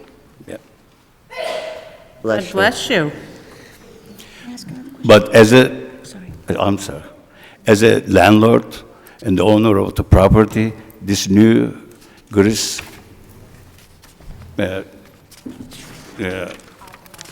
automatic grease traps that they are manufacturing now, and they are able to pick up the grease right away on a daily basis and put it under recycle. As I said, we're currently, there is a able to group recycle. working on alternatives to what would be traditional external grease traps. So that is something that we have a group of professionals working we on. are- Selectman Panetta. Thank you. I'm not sure if the applicant addressed the Board of Health concerns. There were 4 concerns that were itemized. I believe you said at the onset that you received a copy of those. Were those all taken care of? Yes, the 4 concerns about the design of the building has been addressed. We have discussed with the architect, and he's currently addressing all the concerns in his new plan. So yes, we will install a walk-in cooler. The and- ceilings, Yes, there were we'll- quite a few things. How long do you think Yeah, it's a going to lot. take you to comply with the Board of Health's recommendations? As far as the blueprint goes, or the actual construction of it? The 4 items that Yeah. are listed, how long will that take for you to comply? We're working on it immediately, and it will be included in the blueprint and in the construction, and the construction will take about 2 to 3 months. Okay, thank you. Any other questions of members of the board? Madam Chairman. Selectman I Castaneda. hate to beat a dead horse, but, Selectman Dever mentioned that this has been going on since November. It has for this board, but it's been going on for a heck of a lot longer than that. Right. And I think it's unfair to the people coming in front of us to have to wait because we can't come to a resolution on grease traps. And I'd like to see us put a time limit on this and make a decision at some point in the very near future, to be quite frank. There is a time limit on it. I believe it's 90 days. Well, we took the vote on February the 25th, am I correct? Ms. Reed? It was 90 days, correct? From February 25th? Yes, I have the minutes right here. Mrs. Deborah agreed. Mr. O'Regan said he would request 90 days to have a meeting in preliminary draft for a bylaw and will report back. That was on the 25th of February. All right, that's preliminary draft. No, I think Much that longer they- are we going to wait after that? But as Mrs. Dever, Selectman Dever just spoke to the town manager, it should be completed within the 90 days. Is that not what you just I think so. It seems indicated? like It the- should be absolutely completed because it's only been now about 6 weeks, and they're at 85% completion. Okay. So I don't disagree with you at all, Selectman Castanetti, but I think that if we're this close, hopefully we will not have to continuously go through this and we'll have the answers. Speaking of which, Mr. Manager, in these notes, we were supposed to have been CC'd on all of these communications and we were not. You agreed to that and we received nothing. So if you could make sure that's taken care of. Which communications are you pardon me? talking about? Which communications are you talking about? From Attorney Halen, from Mr. O'Regan, when all these communications were taking place regarding the grease traps, in the minutes here, it was asked whether or not we could be CC'd on this, and you said yes. Because, I Madam, asked the manager if it would be okay to copy the board on the communications, and the manager said yes. Madam Chairman, if I could just speak to that for 1 minute. Sure. The importance of getting this resolved is that for every day that someone is held in abeyance, we have got fog going into our system. Right. And none of us want that. So we really need to make it the priority, and we need the Board of Health and Plumbing Inspector and Mr. O'Regan and Mr. Hayla to have a meeting of the minds and get it done. And I have to trust that what Selectman Panetta and the board has written is that they're 85% ready for completion, so. Thank you. Does anybody else have any questions or concerns of these folks here today? Just a little note in addition to the automatic grease trap, with our restaurant concept being a takeout restaurant, we only have plastic containers, so we will not be having dishwashers or anything. With Thai food being unlike Chinese food, all our ingredients are very herbal. We have very minimal oil, just a tablespoon or even lesser per dish. So the use of oil and the production of grease would be significant lesser than Chinese food or pizzas or all the other type of food here. So with that, we would not be having a dishwashing machine. We will only be washing pots and pans. So the production of grease will be very minimal. Just wanted to put that into, have you consider that as when you're considering as a waiver. Madam Chair? Thank you. Selectman Panetta? Well, what concerned me was reading the plumbing, I'm sure you saw them Right, too, and the right. plumbing inspector wrote, I would also label this restaurant as a high-volume grease generator. Yes. So, and I highlighted that, so. Right. In no way do I have knowledge as the plumbing inspector, so I would really respect his comment.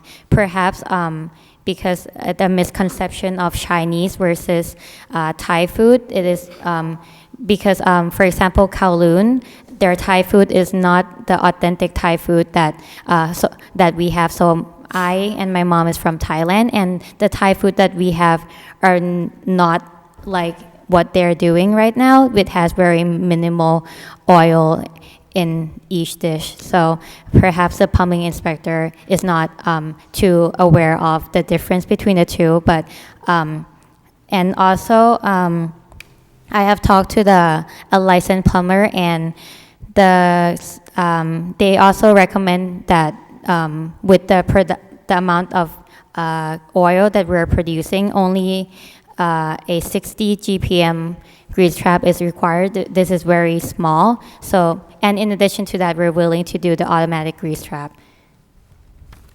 Any more questions? Questions?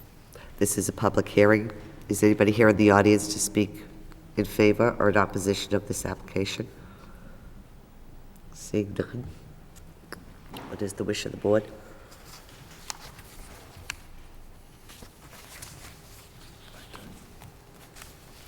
Would somebody like to make a motion to continue this in abeyance until such time as we receive the information? I'll make that motion. Selectman Allen moves to continue the hearing in abeyance until such time as they say that we have the information. We will contact you when the continued hearing will take place. Yes, thank you. Thank you very much. Just in addition to that, is there any question regarding the common victuals license that we are also applying for? This is two separate, okay. I don't think the common victualer's license should be a problem.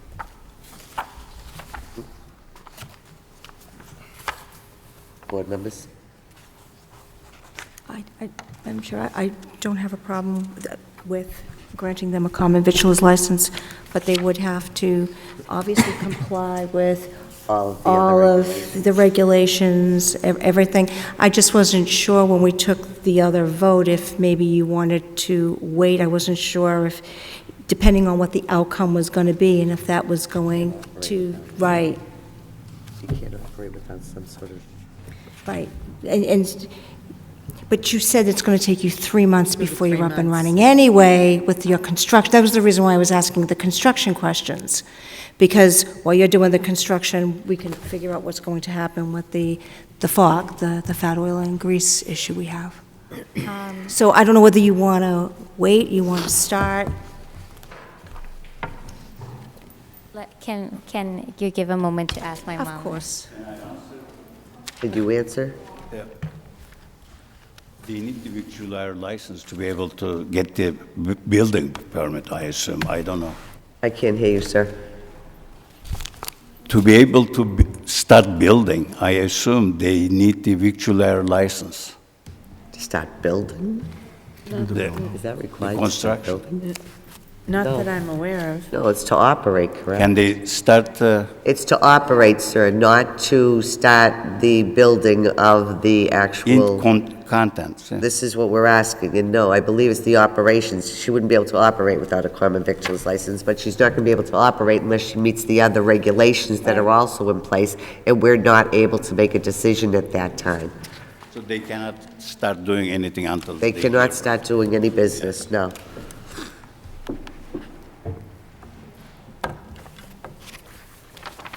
They can work on the property. So we should probably just leave it be.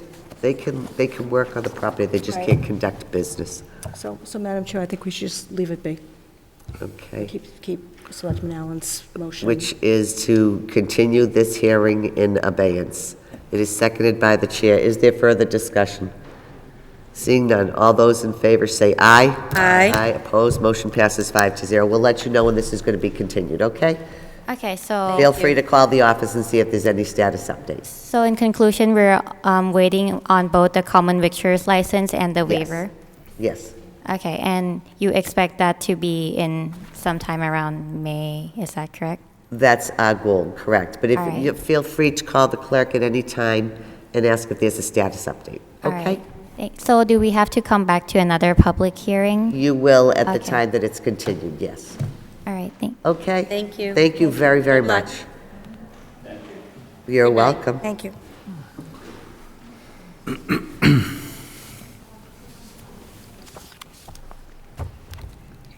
Okay. Next on the agenda is is it Hato? Hometown Pizza again. Hato Restaurant Group doing business as Hometown Pizza. Notice is hereby given that the Saugus Board of Selectmen will conduct a public hearing on the application of Hato Restaurant Group doing business as Hometown Pizza located at 23 Essex Street for common victualer's license for entertainment license for televisions. Application is also being made for a variance to waive the external grease trap requirement under Section 4, Article 4, Section 21 of the Town of Saugus Sewer Rules and Regulations. This hearing is being held under Article 3, Section 12 of the Town of Saugus Sewer Rules and Regulations. Good evening, sir. Would you give your name and number?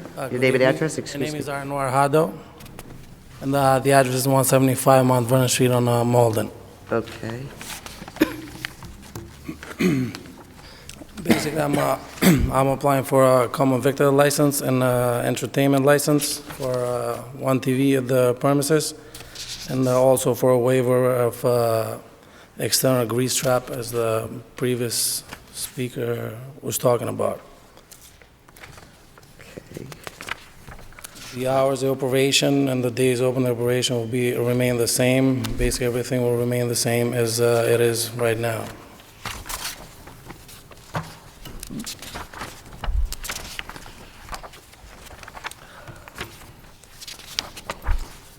This is the transfer to you. This was the pizza place that had transferred the ownership, correct? That's correct. Okay. Let me see what your license currently holds.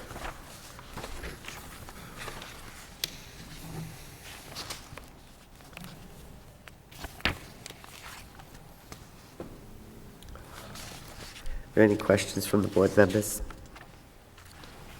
Madam Chair? Selectman Panetta? I'm sorry, when did you purchase Hometown Pizza? When did I haven't purchased yet. We're in the process of purchasing. You're in the process, because Correct. I know Hometown Pizza's been on our Right, agenda. but I believe they're transferring ownership, Ownership, correct? Right. correct, yep. And how many televisions do you want? Just one, Just one TV? correct. And you heard what the chairman said regarding the grease trap waiver? Correct, yeah, I'm aware of that, and we're willing to put a secondary grease trap, just not an external one. As the landlord, if you want, you can further explain it. Landlord of the building? Okay. Madam Chair. Selectman Allen? We got a correspondence from Jim Kennedy, that said that he performed a site visit at Hometown Pizza and determined the interior grease trap is properly sized and piped incorrectly. They also using American Byproducts for their grease disposal. American Byproducts is permitted contracted by the town of Saugus. But in all fairness, I think that we'd probably have to continue this one so that we can actually refer back to whatever bylaw may be in place. And then also, I'm not sure how the bylaws are going to be written, but I would feel more comfortable too by having a private plumber making these statements, saying that it would meet the requirements and sign off on it, other than our building inspector. And Madam Chairman, just to follow up on that, attached to your application is an Article 4, use of public sewers, and it very specifically says, substantial construction, watertight and equipped with easily removable covers, which when bolted in place shall be gas tight and watertight, and it talks about grease traps being pumped and maintained on a regular schedule. I would think that would have to be very specific going forward, and a process of providing that documentation to the Board of Health for any applicant. So I agree with Selectman Allen, and I just follow up on what I think is important to have as part of what we need going forward. Okay. So good. Are there any other questions of members of the board of the applicant?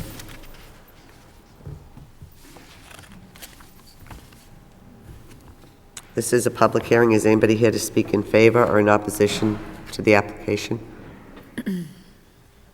Seeing none, what's the wishes of the board? Close the public hearing. Do you want to close it, or do you want to continue it? Motion to close the public hearing. Do we We would need to continue. Do you continue? want it? to close I it, mean, or I'm you sorry, want to I'm continue sorry. it and I hold it in stand abeyance? corrected. We will continue it. We're going to continue this hearing in abeyance until we do, it's the same thing that the previous applicant had come in for. We're very close, sir, on getting the answers that we're looking for. I think that everybody in your position has been extremely patient with all of these processes. But at this time, did you want to speak, sir? Of course you may. I wasn't intending to speak. My name is Joe Ananian. I'm the owner of the building. I have a business at 1 Essex Street here in Saugus.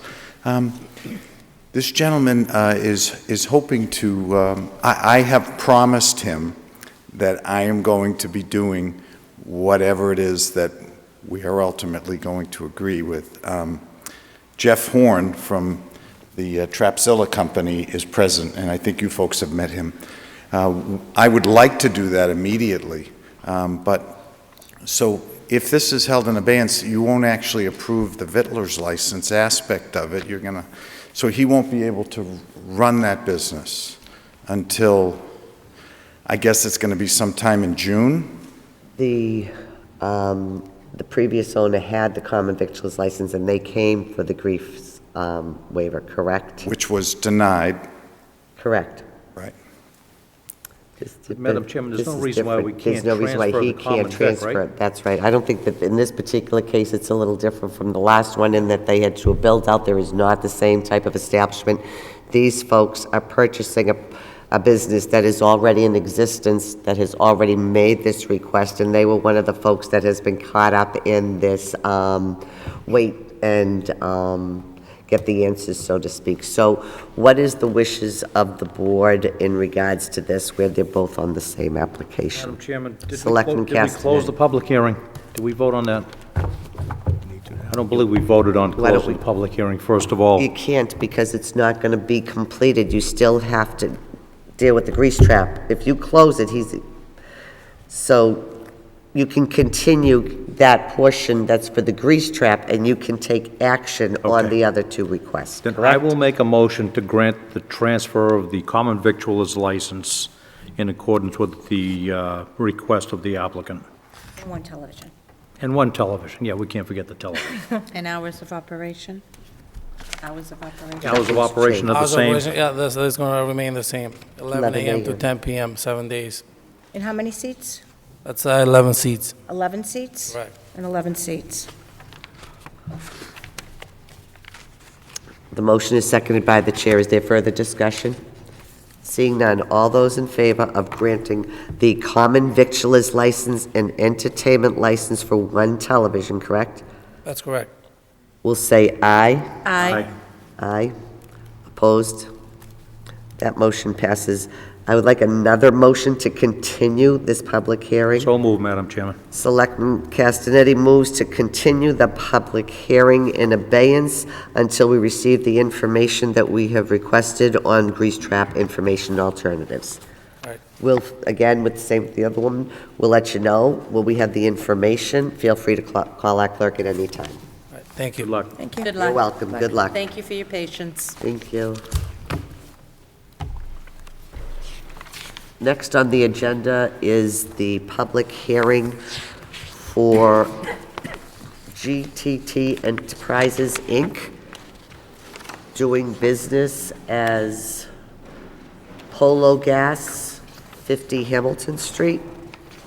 Notice is hereby given that the Saugus Board of Selectmen will conduct a public hearing on the application of GT Enterprises, Inc., doing business as Polo Gas, for special permit S2 to allow storage of vehicles for sale to be located at 50 Hamilton Street, Assessor's Plan 1007, Lot 81. The application is also made by Polo Gas / George Harb for Class 2 auto dealer's license at 50 Hamilton Street. This hearing will be held at the Saugus Town Hall Auditorium on April 8th at 8:15. If you could go to the podium and give your name and address, sir.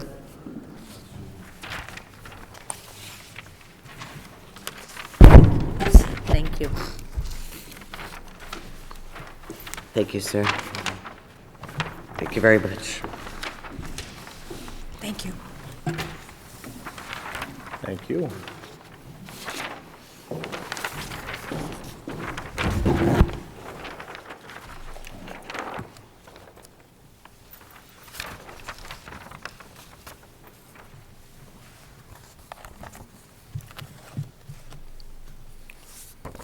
Respected Selectmen, ladies and gentlemen, good evening. My name is George Harb, owner of the Polo gas station located at 50 Hamilton Street in Saugus. As you know, I am here tonight requesting your kind approval for a used car dealer license for the location I have mentioned. Due to the fact my immediate family and relatives reside in this town, I have operated this gas station since the year of 2002. Furthermore, I end up buying it as of November 2012. My goals were to improve this business in order to serve better this community and to support my family and my kids' future plan.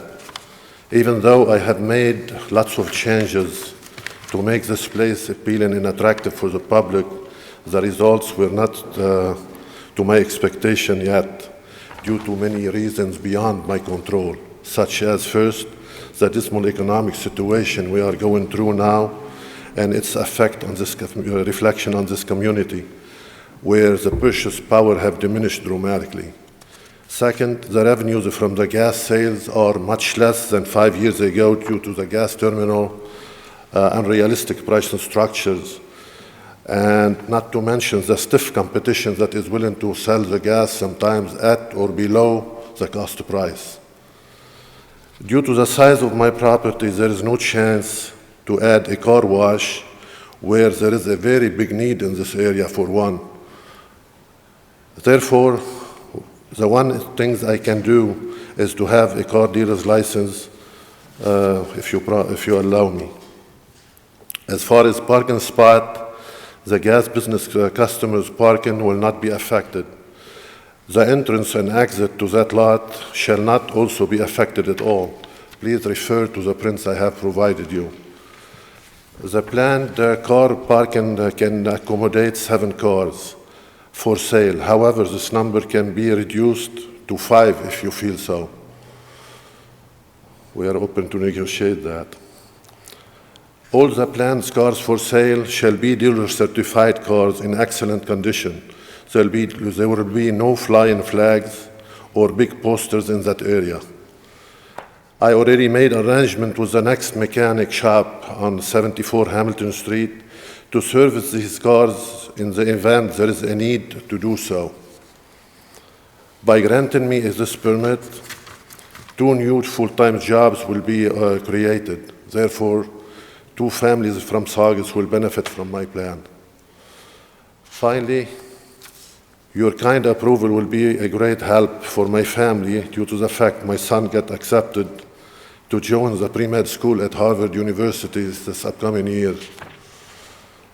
I thank you so much for the opportunity I have been given to appear in front of you tonight, hoping my request will be taken under consideration. Please feel free to ask any question if you may have some. Thank you. Members of the board have any questions?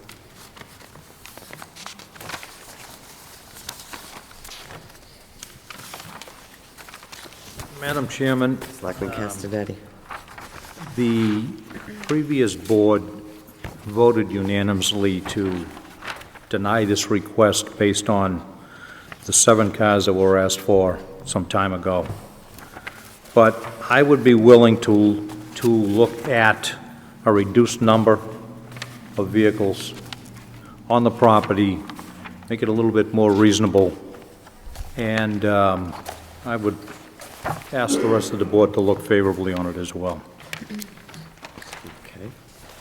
Madam Chair, Selectman Panetta? I was one of the members on that board who Yes. voted no.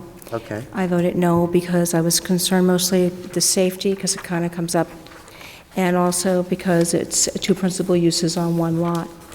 I have since spoken with the owner. Okay. I understand the hardship that he's having, because you just can't seem to make enough money when gas is your sole thing that you sell.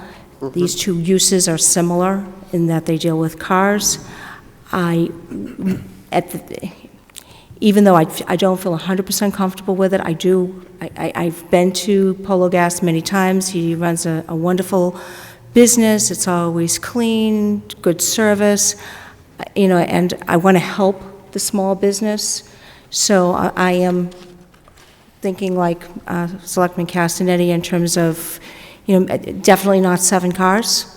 I think that's too much for this area, but something that maybe the board wants to discuss further. Okay. Madam Chairman? Selectman Dever? Initially, my reaction to this application was no, for safety. But I really wrestled with this, and the final determination for me was for a few reasons. One, the economic conditions. We want you to be successful. We want you to stay in the community. But more importantly, police and fire had no objections. And when they had no objections, and they are right there every day seeing the amount of traffic, knowing Hamilton Street the way that it is, I felt more comfortable being able to support it tonight for you, very much by police and fire recommendation. And what Selectman Panetta has said, we want to help not only the large developer, but the small business person. You have asked for 7. Would you be willing to accept a number more like 3? 3, 4, that's be fine. As long as I can have couple, like few selections for the customers to select from, I'll be fine. Madam Chair? Selectman Panetta? We can always start with the 3 and see how it goes, and if you're successful in the used cars, then you can come back and if it works out, and add more. If that's, Well, I think that's fine. Makes sense to you. Yeah, you probably don't want to add more in light of what the fire department says, as far as the access coming in. You don't want to add too many more. No. If he sells one, he can replace it with one. They were fine with, they said fine with 7. If we went with 3, if he came back with maybe 5, 4, no, 3's good, 3's not good. Okay, any more? 2, 1. Any more concerns, any questions from the Board of Selectmen? Selectman Allen? Yes, one of the questions I did have is, that's why I'd be leaning more towards the 3 probably, because when I went by the site where you have the dumpster and when you show 2 cars being behind the dumpster, I didn't see enough room there. It's matter of a couple feet. You're talking about this area back We have here, the- right? Yeah, where you have the fenced-in dumpster, and you have a couple vehicles behind it.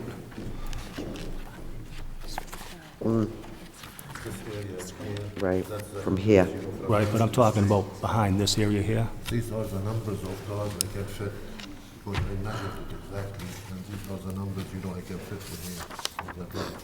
But if you are gonna plant with trees, that means, like we have plenty of spaces. Right, I just didn't see enough space between the fence and the dumpster to fit a There is vehicle. About 12 feet from here there. Did you see that when you drove by? I measured it, it's already measured, Yeah, okay. And here there's plenty, almost a car and a half can be fit in here.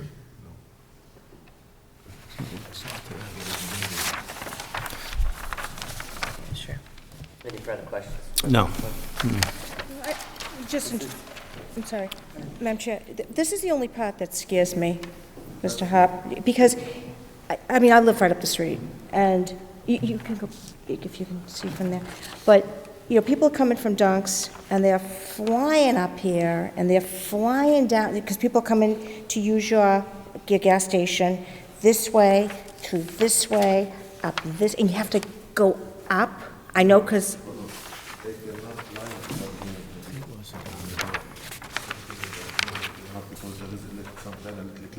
well, I do it. I come up this way and come up this way all the time. This is the only area from here down.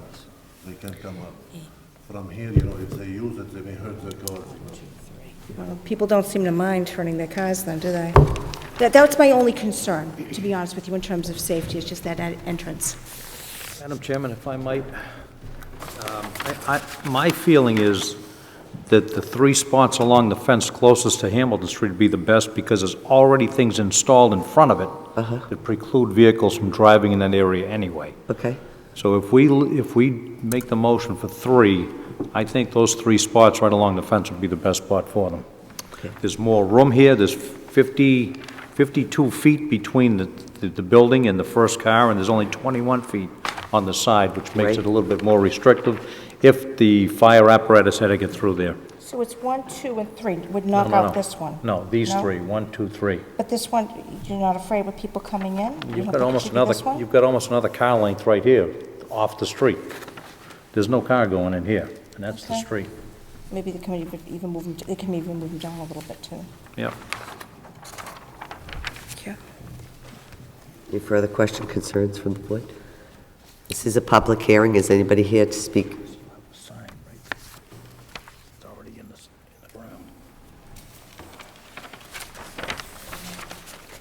You have some questions, Tim? No, he said there's a sign right here, too, so, Okay, so I can open it. yes, I'm good. So it's a public hearing. Is anybody here to speak in favor or oppositions to the application? Seeing none, what is the wishes of the board? Madam Chairman, I'll make the motion to close the public hearing. Selectman Cassinetti moves to close the public hearing, seconded by the chair. Further discussion? Seeing none, all those in favor say aye. Aye. Madam Chairman, I'll make the Opposed? motion to grant GTT Enterprises, Inc., doing business as Polo Gas, for a special permit S2 to allow storage of vehicles for sale to be located at 50 Hamilton Street, Assessors Plan 1007, Lot 81. The application also includes Class 2 auto dealer's license at 50 Hamilton Street. I'd like to limit that to 3 vehicles in the 3 spaces along the fence closest to Hamilton Street. Can I add to that? And Seconded by the chair. Further discussion, Mrs. thank you. I'd like to add to that there's no repairs on those cars at that site?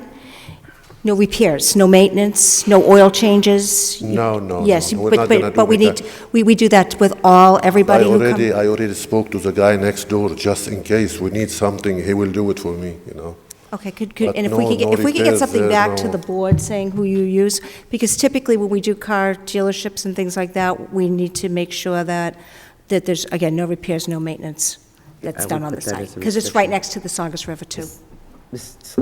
Put that as a restriction. This is an S2 permit. Yes, Put it restriction. as a restriction. Yes, please.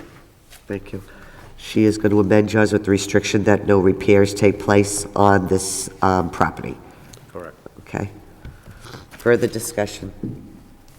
Seeing none, Wendy, will you call the roll? Yes.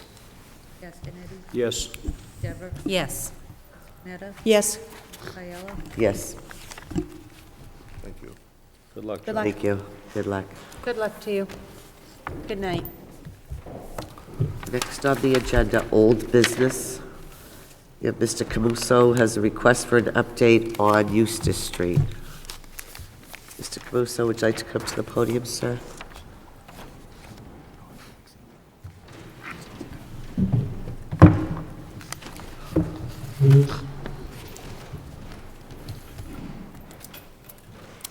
How you doing?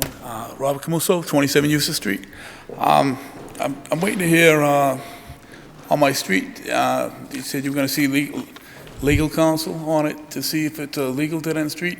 Because two meetings ago when I presented the petition from 1998 when they made it a legitimate and legal dead-end street, and they put 2 dead-end signs in my street, not a no outlet sign. My neighbors are asking, and I'm asking, what do I have? I mean, I think the town council had given an opinion that it wasn't a dead end. So I don't know what... The town council gave the opinion it wasn't a dead end, even after seeing the documentation that Mr. Camuso provided. I haven't seen the documentation that he has. I thought I gave everybody on the board a copy. Okay, maybe I didn't get a copy, but... I mean, we're talking 15 years ago that this was made, and everybody's under the intention that they own a house on a dead-end street, and they enjoy a dead-end street. Now there's a big issue because we need this dead-end street, because it's a snowball effect. Right.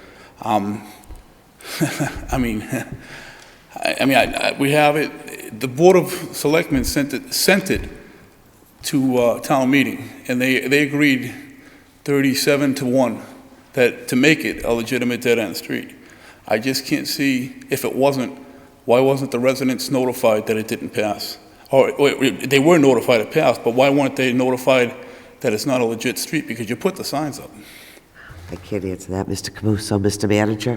Yeah, I couldn't answer that either. I mean, we can ask for specific clarification with that, but I know that the legal opinions that the board and myself have gotten from legal counsel is that it's not considered a dead end, and that we wouldn't be able to shut off traffic there. That's because of Buzzy Street, correct? I believe so, yes.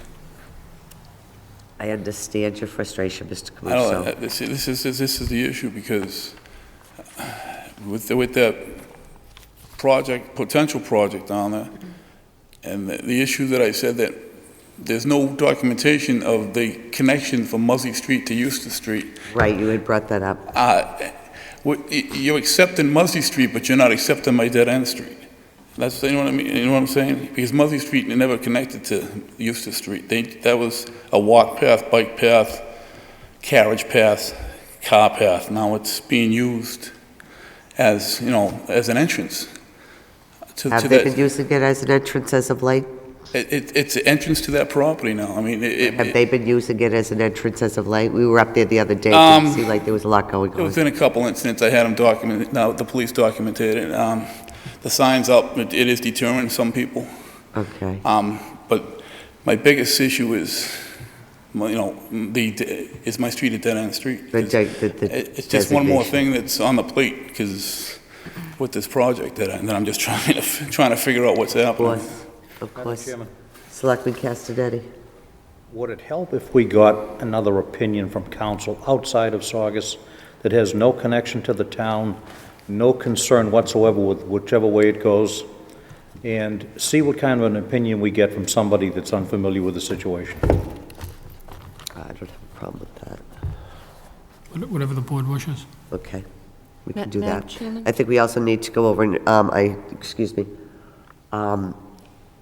I met with Mayor Rizzo a few weeks ago and asked if I could come in and have a meeting with him just to discuss some of the things, that we almost share together. And I'm hopefully going to have that meeting next week. Believe me, this is one of the topics I think that we need to bring up, that maybe they have more information that they could share with us.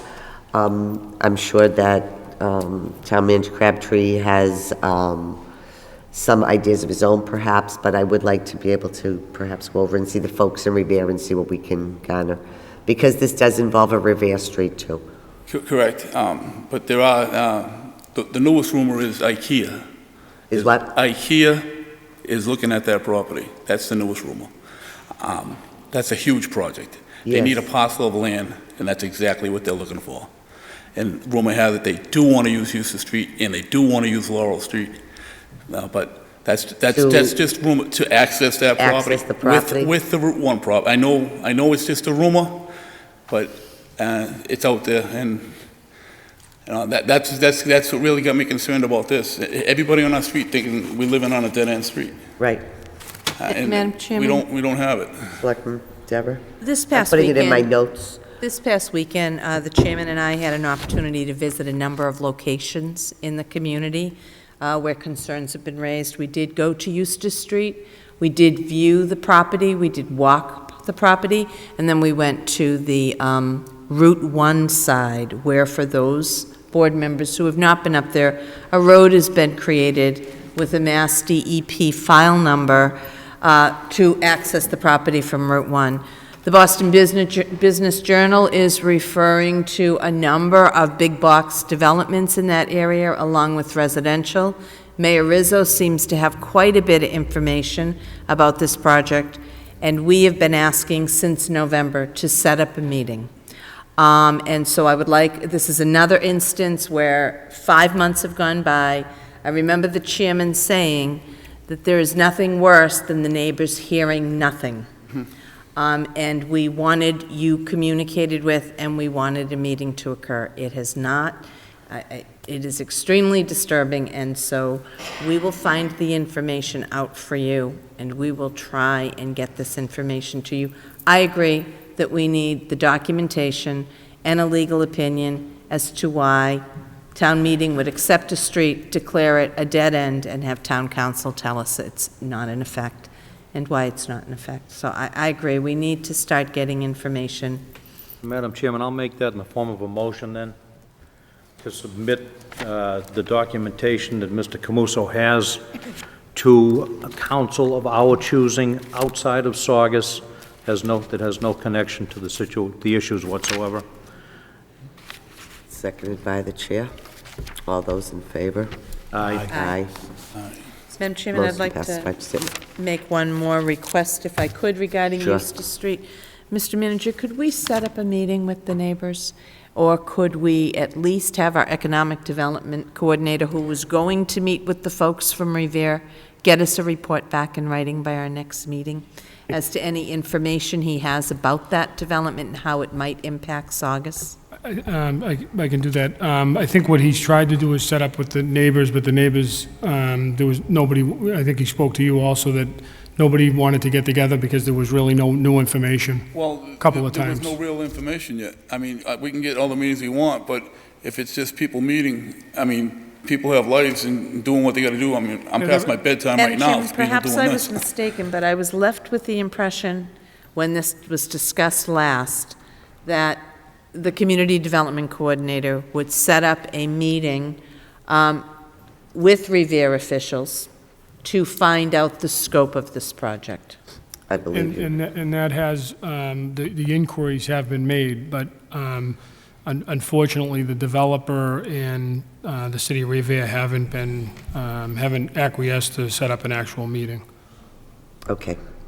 I think there's obviously, because it's been highly reported, I think that, at least my understanding is that, and I don't have any direct contact with the developer, but, have concerns, I guess, because it's been But I believe also, Mr. Manager, we had said, and I completely appreciate what you're saying, Mr. Camuso, I'd never want to go to a meeting just for the sake of going to a meeting. You want to make certain that something fruitful is going to take place. However, there was supposed to be communications. They gave us their email addresses, and there was supposed to be communications from the employees downstairs as to status. If somebody shot me an email and said that they don't have any further updates than the last communication, at least it's telling these folks we haven't forgotten about them. And that's the reason why we had discussed it in the first place, I believe, was to make certain that they don't feel they're constantly having to come to us, that we are reaching out to them. Is that not your understanding as well, Mr. Camuso? Exactly.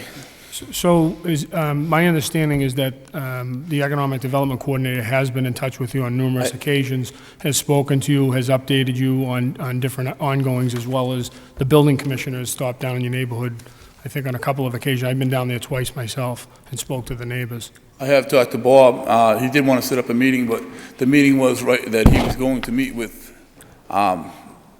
Revere, but that was my before last meeting. It was. That was before the last one. Have you received emails from any employees in the town updating you? I haven't received anything. You have not.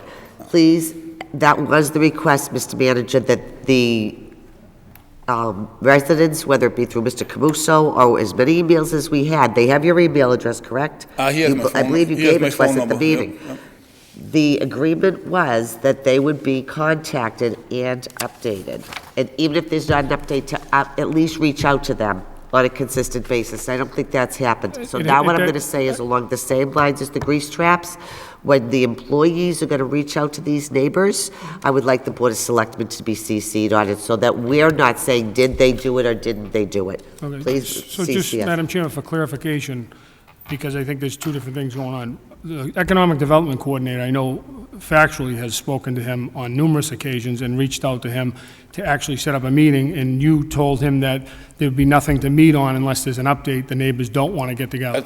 So that there has been ongoing contact with Mr. Camuso via phone and also site visits.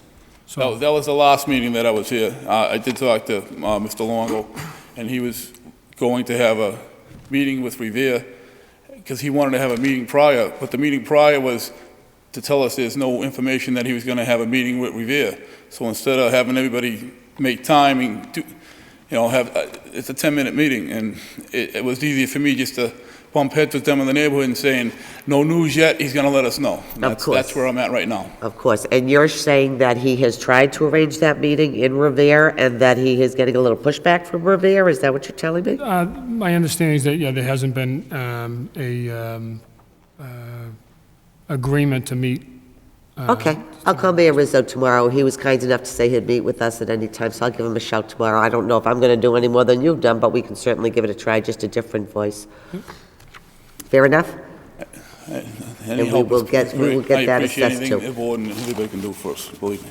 I'm sorry, I appreciate any help the town can give us, because this is only just the beginning. Mr. Camuso, again, would you please reach out if truck traffic begins on Eustace Street or entrance is made to that property from Eustace Street? It appears that they are entering from Route 1. It appears quite a bit of land has been cleared and leveled. There is quite a bit of information in the business journals and in the various construction journals about what is proposed for this site. Yes, I was just going to say that And I online. think that it's important that you folks know and that the board knows we may have very limited ability to interfere in a private real estate transaction, but what we can do is try and protect the neighborhood, and that starts with information. And it is dismal what has happened between now and today, almost 6 months later, as far as getting that information. So we will try every avenue to get you folks what you need so that you feel comfortable and protected in your neighborhood. But understand, our power is not boundless, and when you have a private piece of real estate, despite what people are led to believe, there is only so much we can do, but we can try and protect your neighborhood. We understand it, believe me. Anything, that's why I'm here, just to see what can be done. But on that parcel of property online, they are accepting bids for apartment buildings. Yes, they are. I saw it last night. I'm just glad to see that the board is... Madam Chairman. Through you to Mr. Camuso. Bobby, would you put a package of information together, copies of what you have from town meeting, get it to our clerk? Sure. So that we can submit it to council for another opinion. Sure. There's also a website that one of my neighbors put up. Whatever you can, whatever Yes, you we did see that. whatever you can put together for us to submit. And I'm sorry it's come to that, Mr. I know, Camuso, that we're a trying every neighborhood angle, has and this is just another thing to add to the package. But to say save Eustace Street, that, I feel it's very sad. But it is important we have as much information as possible from you folks. I thank you. Thank you very much. Thank you very much. Madam Chairman. Thank you. Just, part of it is obviously development. It's not, I don't think it's not that undifferent, other than that neighborhood that's obviously could potentially have an impact, but it's like the Hilltop lot, in that development. Until they actually have something, nobody wants to share any information or give any information on what's actually going on, and I think that's the challenge, I think, for us trying to obtain the information. Sometimes it's not always so much what people do when they're talking, but more effective when they're listening. And perhaps maybe the developer would be willing to listen. So I think that if we could reach out through Mayor Rizzo to perhaps just listen to the concerns. Yeah, the request, I think as the Economic Development Coordinator had talked about, is putting it out there to them that, and that has been communicated, that they want to be, if they're going to come up with something, to sit down and put a master plan together, that would be something that Saugus and Revere would Are you have input CC'd on those emails? No. You're not. Would you please add our names to those emails so that we can see the trail, so that when we do get calls, we have the answers? Sure. Okay? Thank you very much. Madam Chair, Selectman can we Panetta? take a 2-minute recess, please? No, we're going to be doing it a little longer than that. The next on the agenda is the SCTV conversion and agreement. I would entertain a motion to go into executive session for the purpose of discussing non-union personnel. To be in the executive session would be the Board of Selectmen, Attorney Zalesnik. We will be returning to open session. So moved, Madam Chairman. That is seconded by Selectman Castanetti. Roll call, please. Mr. Allen? Yes. Mr. Castanetti? Yes. Ms. Dever? Yes. Ms. Panetta? Yes? Aiello? Yes.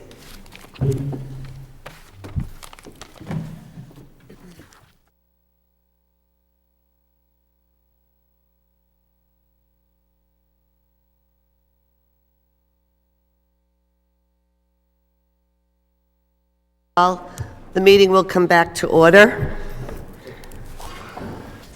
Next on the agenda is SCTV conversion and agreement. As many of you know, there's been all kinds of activity we've been put out there that we would like people to give us their input. And today was the last day to try to get us some information. We have Attorney Ira Zalesnik with us this evening. I think he's going to give a little background information, and then I'm certain you'll be hearing from each of the board members. Attorney Zalesnik? Thank you very much to the chair and member of the board. After the last meeting on March 20th of 2014, I wrote a letter to Attorney Jeffrey Mazur, who purports to represent Saugus Community Television, Inc. And this was as a result of the last meeting of this board. And I requested that he contact me and endeavor, as I indicated, the Board of Selectmen will endeavor to work cooperatively with the members of the Board of Saugus Community Television, Inc., and requested that he contact me and engage in a process of reaching a new agreement between the Board of Selectmen and Saugus Community Television, Inc. And I think it's important at this point, let me backtrack a little bit to explain the legal framework in which this operation exists and how this public access channel operates. There was a license agreement entered into in October of 2006 between the town of Saugus and Comcast. And this was a renewal cable television license granted for the term of October 10, 2006 to October 9, 2016. Part of this agreement provided for Comcast to provide funding for the operation of a PEG channel. Among other things, the agreement provided that the town could operate the station on its own, or it could designate the operation of the station to a nonprofit, validly formed nonprofit organization. The funding under the license agreement was to come to the town and to be held in a segregated account and not to be used for any reason other than the operation of the channel. So after this agreement was reached, there was another agreement entered into on July 12th, 2007, by and between the town of Saugus, acting through its Board of Selectmen, and Saugus Community Television, Inc., a 501c3 nonprofit corporation. That agreement provided Saugus Community Television, Inc. with the authority to operate the public access channel. And without that agreement, which flows from the town, acting through the Board of Selectmen, that entity had no authority to operate the channel. Come July of 2012, the agreement was expiring by its own terms. It was for a 5-year term. It was capable of being renewed, and at that time, in July of actually it was probably June of 2012, I'm not sure of the exact date, but in 2012, at the time that the agreement was due to expire, the town, acting through the Board of Selectmen, gave notice that it intended not to renew the agreement and have that agreement expire. And so that agreement expired. What you have is the legal authority coming under state and federal law, flowing to the municipality to enter into a license agreement with a cable provider, which was done here with Comcast. And as part of that agreement, it provided for the operation of the cable channel either by the town itself or through a designee of the town acting through the Board of Selectmen. So that's the history, and that's the framework that takes us up to this time. The board voted in January to rescind the prior policy under which the station was operating, subject to a like vote to rescind by the nonprofit, which had previously voted to dissolve, and subject to the entering into of a new agreement between Saugus Community Television, Inc. and the town of Saugus, acting through the Board of Selectmen. So we have that history. We have the board meeting 3 weeks ago. My letter requesting council to start the process of negotiating a new agreement, and that has been met by silence on the part of council, with no effort to negotiate a new agreement. And in fact, I received, the only communication that I did receive from council was a letter at about 4:20 this afternoon, which I will read in part. Attorney Mazur writes, as you know, I represent Saugus Community Television, Inc. As previously explained in my March 18 letter to you, the SCTV Board of Directors will follow the interest of the community as expressed in the non-binding vote of November 5, 2013, where the voters overwhelmingly indicated that they supported a television station that is run without intervention or control from the Board of Selectmen. And let me just stop right here to directly address that misapprehension on the part of Attorney Mazur. The station can only operate with the permission and approval and direction of the town of Saugus, acting through its board of directors that is directly in the Comcast license agreement, and that is the legal authority under which they can operate. And right now, there is no such agreement. The town of Saugus through the Board of Selectmen, I believe you just misspoke. Did I misspeak?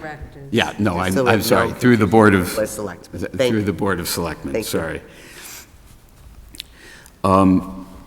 Continuing on with the letter, Saugus Community Television, Inc. has no agreement with the town of Saugus requiring it to involve the Board of Selectmen in the operation of its station, nor to compel it to enter into a new agreement with the town of Saugus. And again, that is just flat out incorrect, because they have no authority to operate the station aside from the authority derived from the license agreement between Comcast and the town of Saugus, acting through the Board of Selectmen. If there is no such agreement, they have no authority to run the station, and that, unfortunately, is the situation that exists today. Accordingly, I'm requesting on behalf of SCTV that the town of Saugus immediately provide SCTV with its funds currently being held in a segregated account, which at the end of February 2014 totaled $677,985.81, together with any and all interest accumulated. Kindly confirm with me that said funds will be immediately released to Saugus Community Television, Inc. by noon on Wednesday, April 9th. Should I not receive confirmation by that time, be assured that SCTV will vigorously pursue all of its legal rights in the appropriate forums.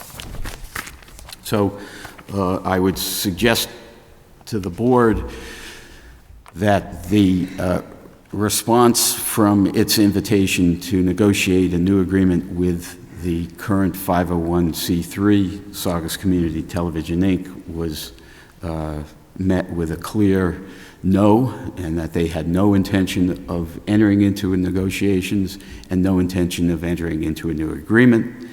And it's my position that without a new agreement, they have no authority to operate the station. In light of this situation, I don't think the board has really much option other than to disabuse them, and when I say them, I'm referring to the current board of directors of Saugus Community Television, Inc., of the notion that they are an independent body with the ability to operate the station as they see fit, spending money as they see fit, controlling money as they see fit. That is not the structure that was set up in the license agreement between Comcast and the town of Saugus. And they simply appear to me to be, at this point, a rogue board engaging in activities outside the scope of their legal authority.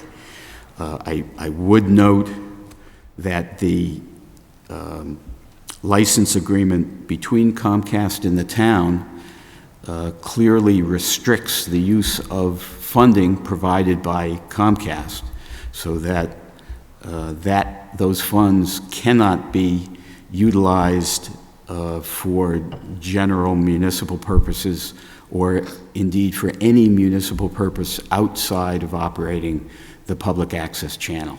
There are certain improvements that can be made to infrastructure that would benefit the operation of the channel. Those kinds of things can be made, but there can be no expenditure for general municipal purposes under the license agreement.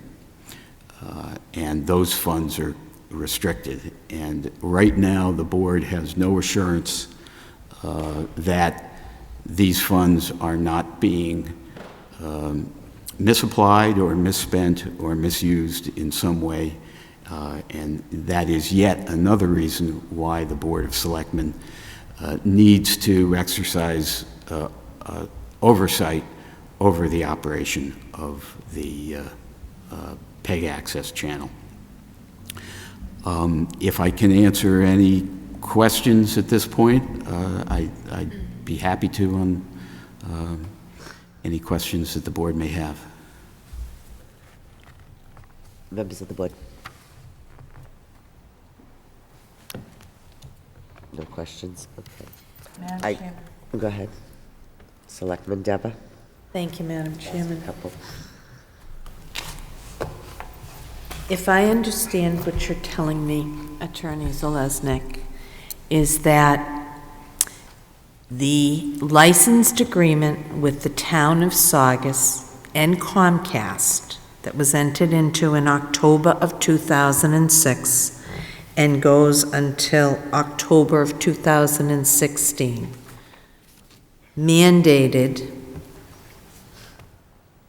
that PEG access, I shouldn't say mandated, provided for PEG access, and for the town of Saugus, acting through its Board of Selectmen, an agreement was reached. Two choices. The town could run PEG access, or a nonprofit group could run PEG access. So, if I'm understanding you, that license agreement allowed Saugus, through its Board of Selectmen, to create the Saugus Community Television, Inc. It was the authority came from that license renewal, and the agreement was reached between the two sides, with a 5-year term and an extension for 5 if so voted, correct? That's correct. I would say that the agreement did not give the Board of Selectmen the authority to create a nonprofit. But that nonprofit could not legally operate the PEG access channel without the appropriate authorization of the town, and the appropriate authorization of the town comes from the Board of Selectmen in this instance. The Board of Selectmen is the appropriate regulatory authority for the town and speaks for the town. Okay, so if I could, Madam Chairman, looking at that 2007 agreement, which is what was in effect until 2012, it said that it entered into the agreement for the provision by SCTV of PEG access programming, services, facilities, and equipment to the town and the access users pursuant to the terms of an agreement. So an agreement was reached that went through until 2012, at which time the previous Board of Selectmen chose not to renew, acting under the agreement, and created Saugus Community Television, and appointed the board members and set up the bylaws. Now the vote takes place, and the voters want to see changes. You advise us to take a vote contingent upon the Board of Directors taking the same vote and us meeting to enter into a new agreement, correct? That's correct. So the piece here is that they are unwilling to meet to enter into a new agreement. And in that circumstance, where they are unwilling to enter into that agreement, the vote to rescind on the part of this Board of Selectmen, and the vote to rescind the vote to dissolve the 501c3 on the part of the 501c3 is effectively nullified, because the 501c3 cannot legally operate without the due authorization from the town acting through the Board of Selectmen. And that can only come from a new agreement between the Board of Selectmen and the 501c3. And that's not. So, Madam Chairman, I'm sorry to have so many questions, but I want to fully understand what it is you're telling us and the actions that we may choose to take. So, my next question would be to you is, both parties rescinded their votes, and we are here today, 21 days later, and you have not received any offer to meet with our board? I have not. Madam Chairman, if I might, to our clerk, could I ask if the Board of Directors of Saugus Cable or any member of Saugus Cable or their attorney reached out to the clerk to arrange a meeting? No. Thank you.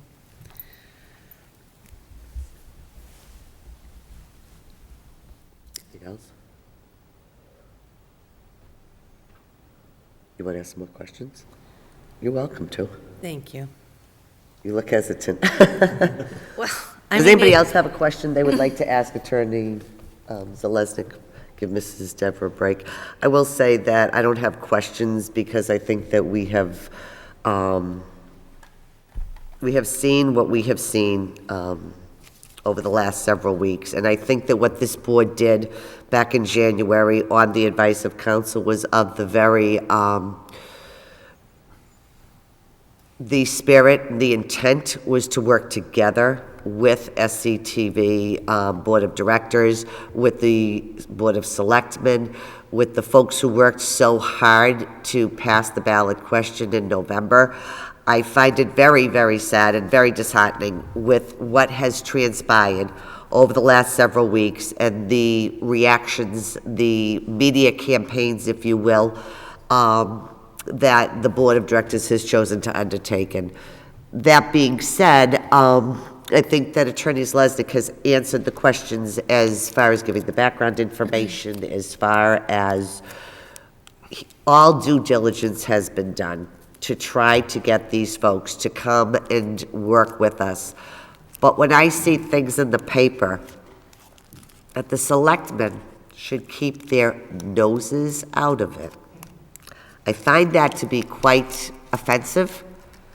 As Attorney Zalesnik said, the Board of Selectmen is the representatives of the town through the Comcast, through the contract with Comcast. That these kind of behaviors take place, I have zero tolerance for it. I think it's very, very unprofessional, and I think it's juvenile. That being said, would you like to ask another question? In agreement. I know I keep focusing on agreements, but an agreement is mutual between two parties, correct?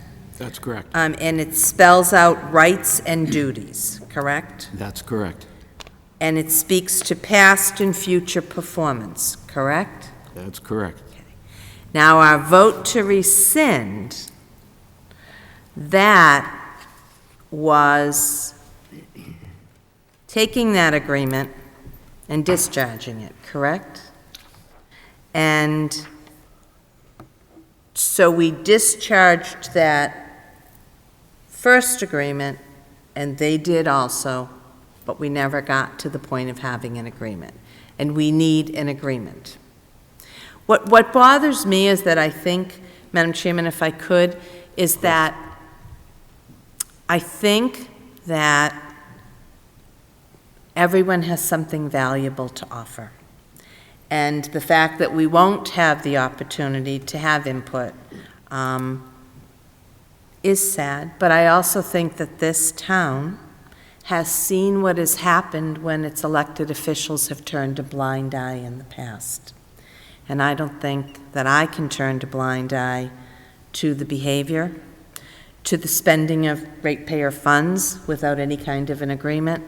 I can't turn a blind eye. We have done everything in our power, but we were not elected to turn a blind eye, and we have seen what turning a blind eye in this community has caused in the past.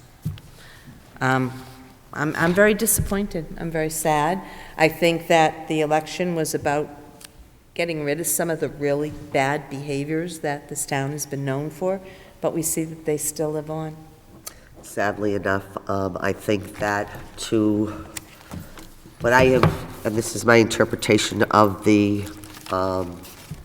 some of what I have seen over the last few weeks. Many of you sitting here tonight worked very hard on that question. I think it's appalling that anybody would mock, and that's what I feel has been done. There has been some mocking going on. There's nothing to mock. There's nothing to think that to laugh at. I find the whole thing just very bizarre, very confusing, and I think it's getting old. It's getting stale, and I'm tired of dealing with it in no uncertain terms. What options do you, Madam Chairman, through you, what options do you see for us at this point in order to ensure that there is an agreement, that there is a proper running of the PEG access for the ratepayers, and that there is proper oversight of the ratepayers' funds and the proper spending of those? What do you recommend to us? Well, I would suggest to the board that there are two options for the operation of the channel under the Comcast license agreement. One is to have the channel operated by a 501c3 that is authorized and empowered by the town, acting through the Board of Selectmen, to operate the channel. And I'd suggest, unfortunately, at this stage, that option is not open and available to the board because of the obstinacy of the existing group on the 501c3 in refusing to sit down with the board and attempt to even enter into a new agreement. In light of that, the other option for the operation of the channel is to have the town operate the channel and essentially do so under a framework that previously existed and that the board voted to rescind. And again, that operation, I think it was certainly the intent of the board to have the station professionally run by an executive director and have a group of citizens operate as a board of directors to oversee the operations, and that the work of this board would be a generalized oversight to ensure that as to budget, that the funds were being spent properly and that the budget items were being used properly, so that there was some oversight by the board, but not certainly not oversight into the day-to-day operations, and I don't think that was the intent. So my suggestion would be that the board has the option to rescind the vote of rescission and go back to operating it under SCTS and proceed in that manner, either for a long period of time or for a brief period of time. And you have the full authority under the license agreement to make changes to that policy, to tinker with that policy.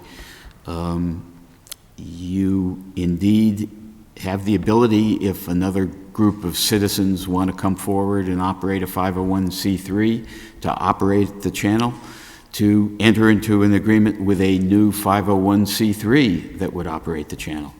But I think the only realistic alternative at this time, it's either continue on with this group operating the channel with no oversight, no boundaries, no restrictions, and hoping that they follow the mandates and requirements of the license agreement, and I do not recommend that, or going back and rescinding your vote to rescind and reinstating the SCTS format.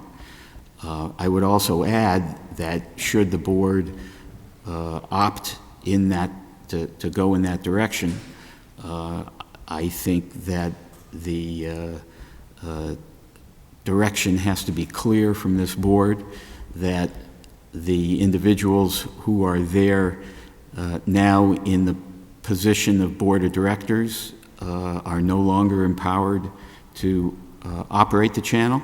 They should give up their keys. They should no longer have access to it.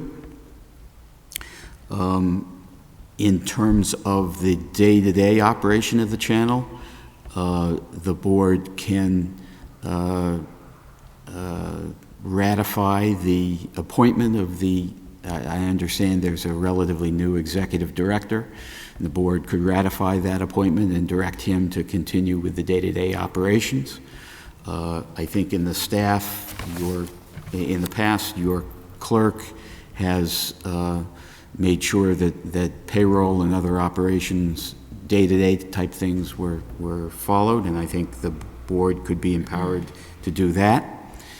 And I think the board should direct the current directors of SCTV to prepare a final audit of money and property, and when that audit, after that audit is prepared, they should transfer control of that money and property back to the town.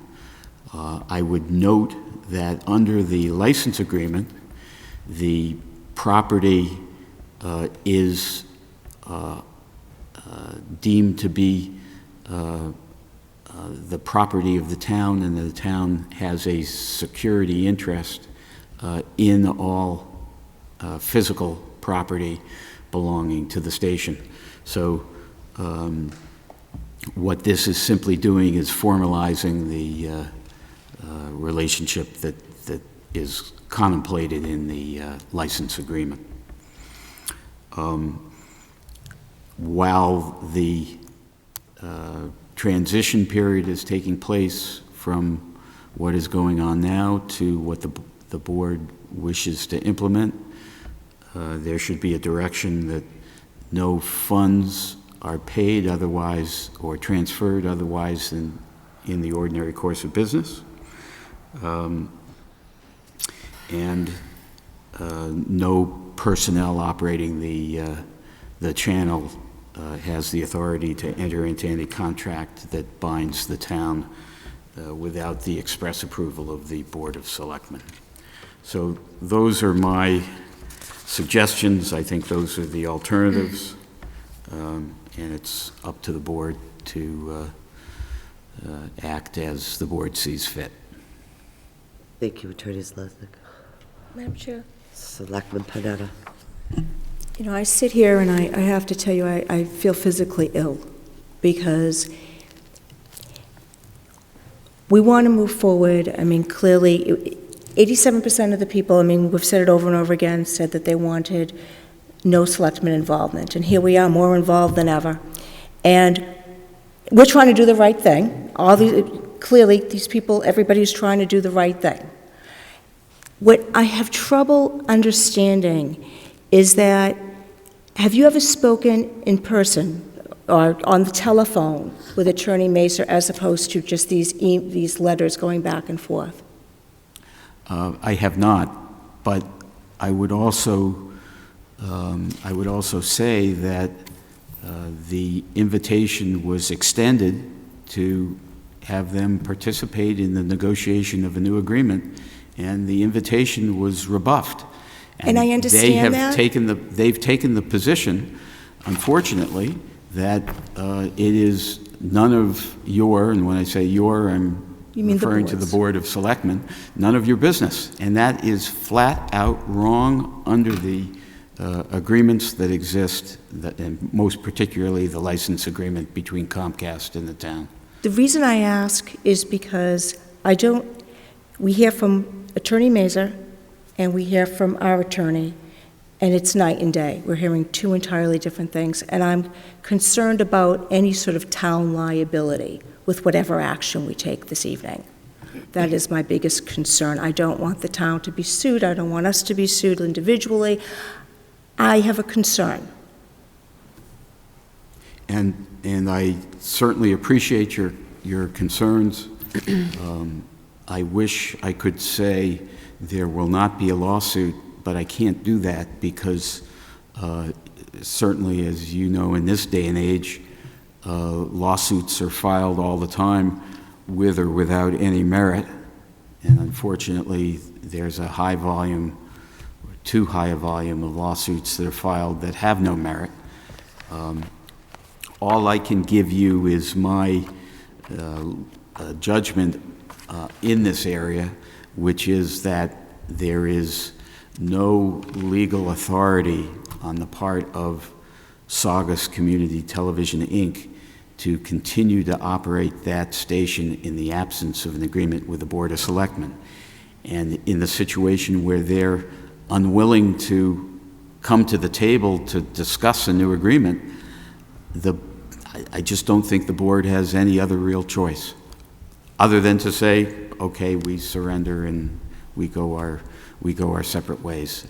And I just don't think that's a viable option. Madam Chairman, can I clarify one thing that Selectman Panetta just mentioned? Selectman Castanetti. Selectman Panetta mentioned that the 87% of the voters voted to have the selectmen have no involvement. Mm-hmm. That's not what it said.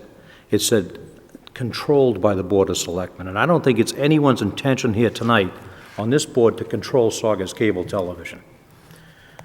I think at some point we have to take the responsibility of doing the right thing, getting it under control, and then giving it back to the people. I don't care if I ever vote on anything with Saugus Cable TV, but I don't like the way it's going right now. And I don't know anybody on this board can sit here tonight and justify any of the actions that this board of directors has been taking over the last few months.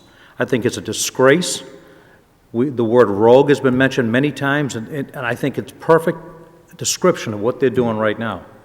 And I think it's time we made a stand and supported the voters that voted in November to make the appropriate changes, take the station back, get it under control, and give it back to the people of Saugus. Very well said. Madam Chairman, a couple of things.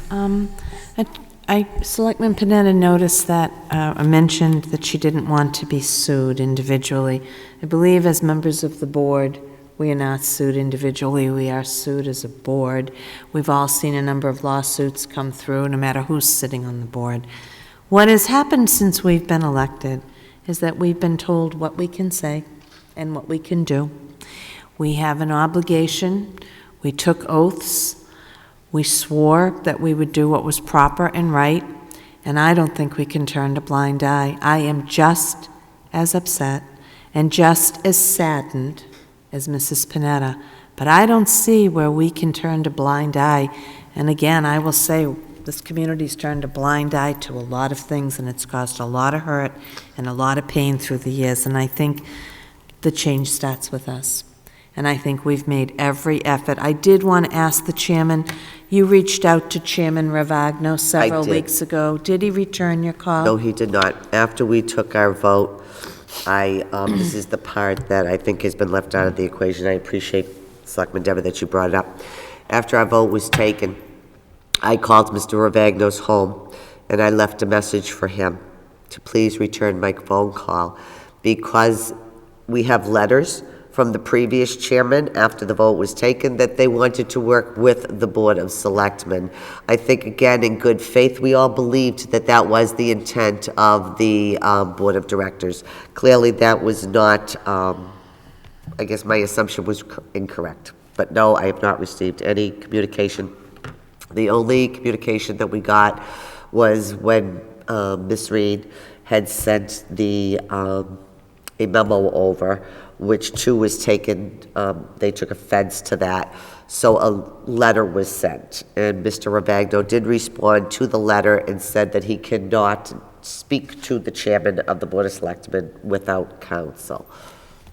But he has been, my understanding is, he has been giving timeframes, but I don't believe he remembered that part that I did call his house.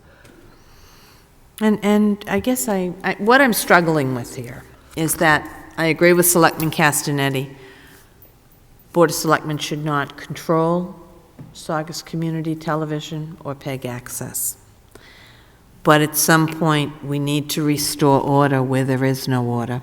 Everyone lives by standards and rules and regulations, and I think that right now, there does not seem to be any agreement, rules, regulations, there is an interpretation. So I think we have to step back in order to create a standard, in order to then step away. Any involvement by the board, I would hope, would be a very limited time frame. And I don't feel that we can sit by and do nothing. You've got ratepayer money being expended, you've got decisions being made, and no agreement in any way, shape, or form, and no accountability. Madam Chair. Selectman Allen? And I believe that if it came to this point, someone created this situation, and it was not the Board of Selectmen. So I think that, I don't think that they're actually representing the 87%, the 83%. I don't think they're representing anybody in Saugus at this point.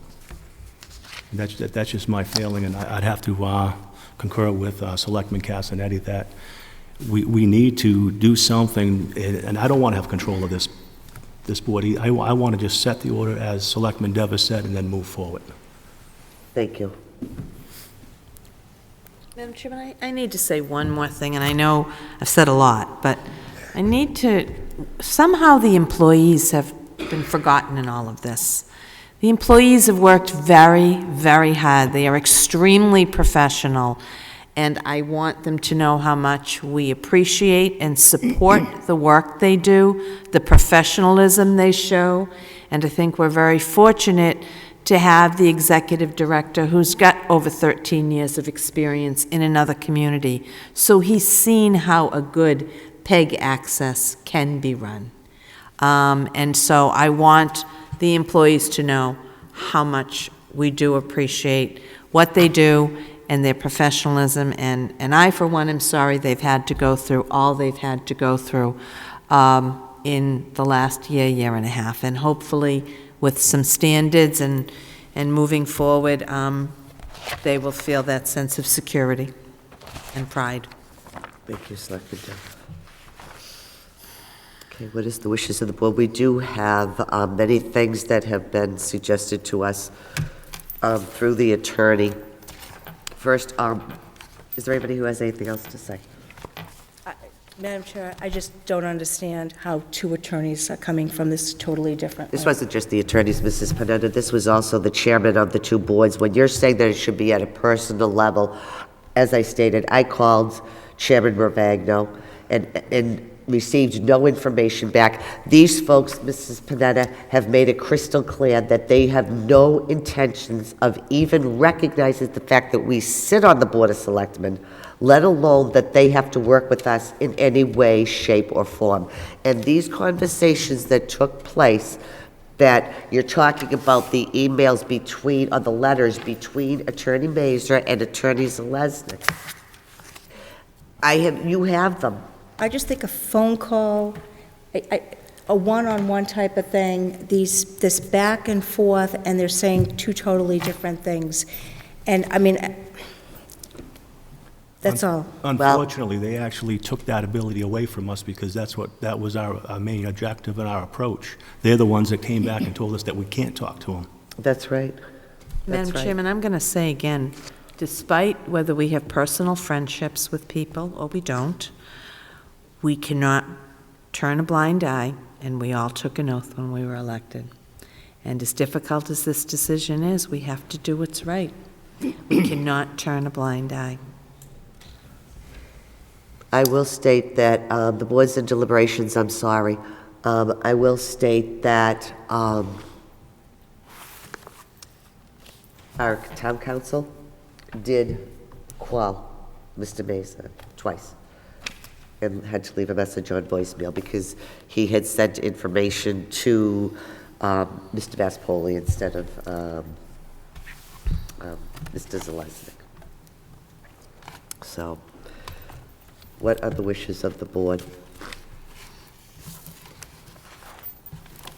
Madam Chairman, there's been a lot of things mentioned by Attorney Zelesnik that have to be accomplished, and I might as well start it off with making a motion to rescind our vote of rescission that we took, what was it, in January, I believe?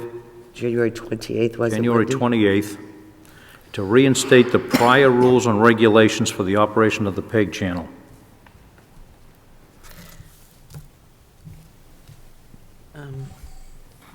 Excuse me, one second, I'm writing as we're speaking.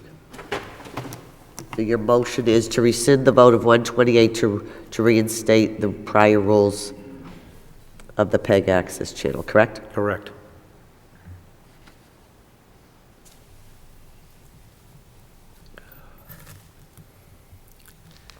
Okay, that is seconded by the board for discussion. Madam Chair, I abstained the first time when you voted for this. I'm going to abstain this time as well. I guess, Madam Chairman, point of order, I believe there has to be a reason for an abstention. The first Is time? there a conflict? No.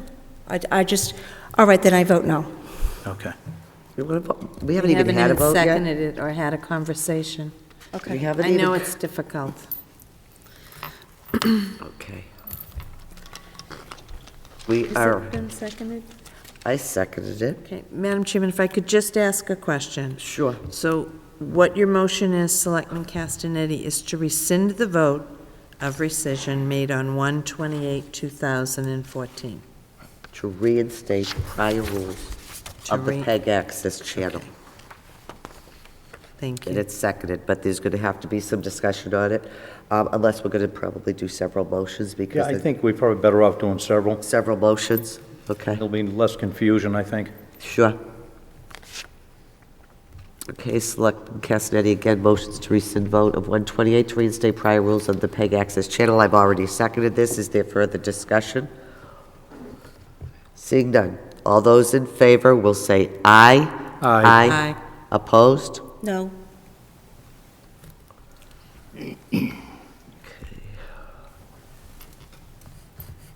Now, we do have to also take some votes as far as moving forward in this. Madam Chairman, I'll make a subsequent motion if you'd like. Certainly. I'm going to make a motion to direct the SCT, I guess it's now SCTS Board of Directors, Ira? The SCTV, we would still say it would be SCTV, correct? SCTV is the 501c3. Okay. Then I'm going to make a motion to direct the SCTV Board of Directors to cease and desist from managing the operations of the PEG channel effective immediately. I also want to make it part of that motion that the positions for the Board of Directors of SCTV are now vacant, and that the current directors shall return any keys to the facilities in their possession. Immediately. Immediately, yes. Can you read that back, Wendy? Could you write that fast? Mr. Castanetti moves that the Board of Selectmen direct SCTV to cease and desist from managing the operations of the PEG channel. Follow me here if I'm wrong, okay, Mr. Castanetti? And that the positions for the Board of Directors of SCTS are now vacant. The Board of Selectmen also directs the current directors to return any keys in their possession immediately, and the vacancies. If I could just clarify for a moment. Sure. Because Selectman Castanetti said the Board of Directors of SCTV are vacant. No. SCTS. I'm sorry, SCTS. SCTS are vacant. But the Board of Directors of SCTV are to return their keys to the facility. Right. And, well, that's coming. You have all that, Wendy? That's seconded by the chair. Further discussion? Seeing none, All those in favor of Selectman Castanetti's motion will say aye. Aye. Aye. Opposed? No.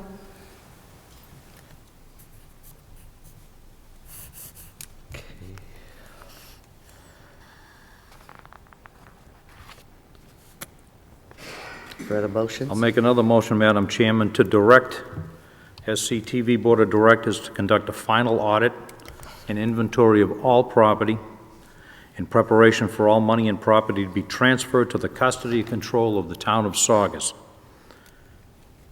Seconded by the chair. Further discussion?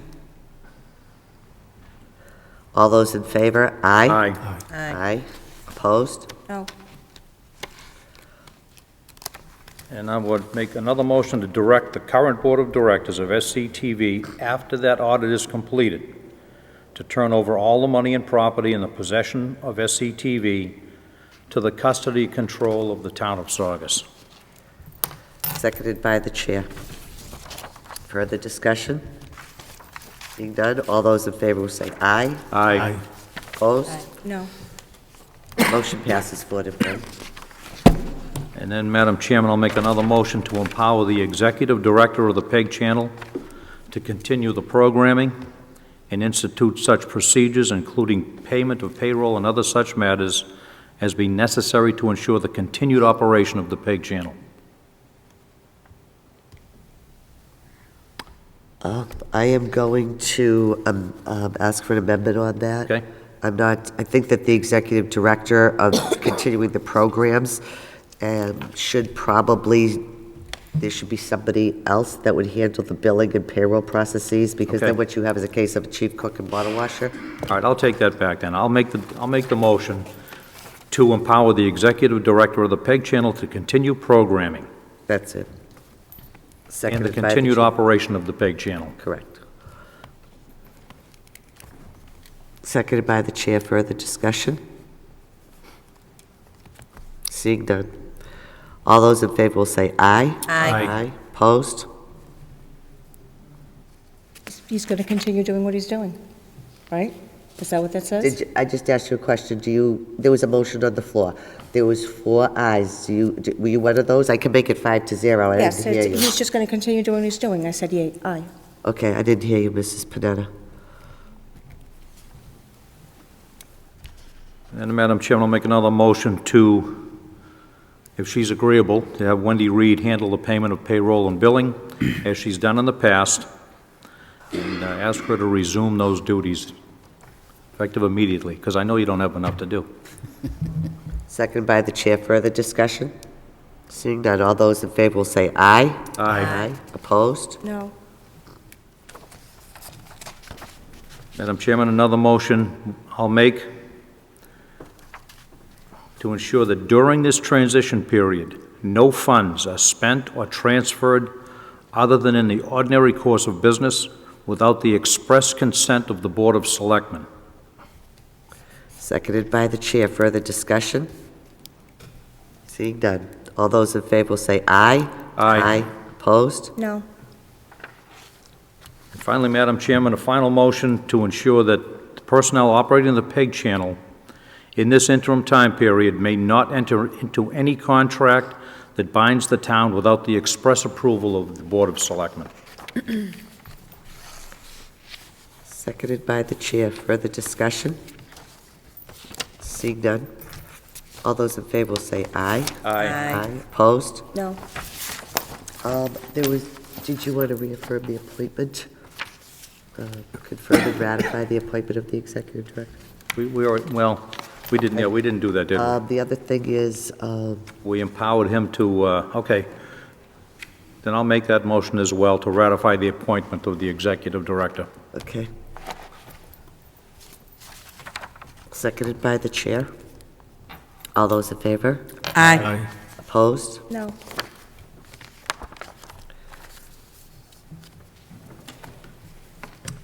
Mr. Cassidy, next to last paragraph. What about the last paragraph?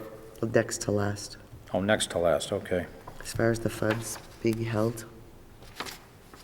Talking about the certificates of, Yes, okay. the funds.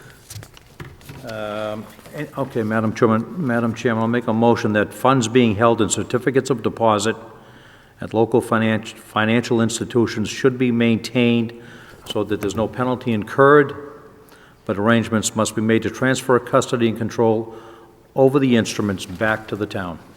Seconded by the chair. Further discussion? Seeing none, all those in favor will say aye. Aye. Opposed? No. Motion's carried. Attorney Zalesnik, do you feel that the actions that we just took are inclusive of everything that we needed to do? I believe so. Okay. Okay. Madam Chairman, I have a question. We have seen the lack of cooperation for quite some time. My concern is, despite our votes this evening, despite following the advice you have given us, that they may not cease and desist, and that they may continue to expend funds. So if that is to occur, what is the next step? My suggestion would be that the town, acting through the Board of Selectmen, would have to take appropriate legal action to enforce the terms and provisions of your votes. And that may in fact be necessary. I think that the executive director of the station needs to be notified immediately that they should not be in that station conducting any type of business because they are not members of that board of SCTS. That board is completely vacant, and if they had personal items that they need to retrieve from there, then certainly we could allow them to be escorted there to retrieve their personal property. But all of this takes place immediately. Madam Chairman, I would suggest then that, and this is a suggestion, that most buildings in our community, the police have a key holder who responds if there is an alarm or a break-in. And they may be able to contact the executive director and inform him this evening. I can certainly check with the department. Okay. Well, Attorney Zalesnik, I can't thank you enough for all your help. Madam Chairman, before we end this, I still have something that's bothering me a little bit. There's been a lot of discussion in the newspapers about transferring money to the town of Saugus to upgrade the... The INET? Yes. Yeah, fiber optics, the yeah. The fiber optics, yeah. I'd like to see that put on hold immediately until we get everything ironed out. I don't want to see that money transferred to the town until we have a grasp on where we're going with this board. Do you want to put that in the form of a motion? I'm in the form of a motion. Okay. Mr. Castanetti moves that the funding for the fiber optics that has been in ongoing discussions between SCTV Board of Directors and the town be put on hold, and that no monies be expended on any entities at this time, other than the day-to-day operations such as payroll and regular routine expenses. Thank you. Is there anything else that the board has to ask Attorney Zalesnik? I'm sorry, Madam Chairman, we're going to make that in the form of That is a motion. That Yes. is a motion. I just kind of said the whole thing. But did we Seconded. take the vote? We didn't. Okay, thank you. All those in I want to make sure I favor? didn't miss something. All those in favor? Aye. Aye. Opposed? Motion passes 4-1. Madam Chairman, See. Attorney Zalesnik, you will notify Attorney Meza? I will. Okay. Thank you, by phone and by fax? Yes, I will send out a fax tomorrow and follow it up with a phone call. Thank you so much. Sure. I think the fax is fine, but if you want to follow up a phone call, that's fine too. Why don't we take a 2-minute break? Thank you. 2-minute recess.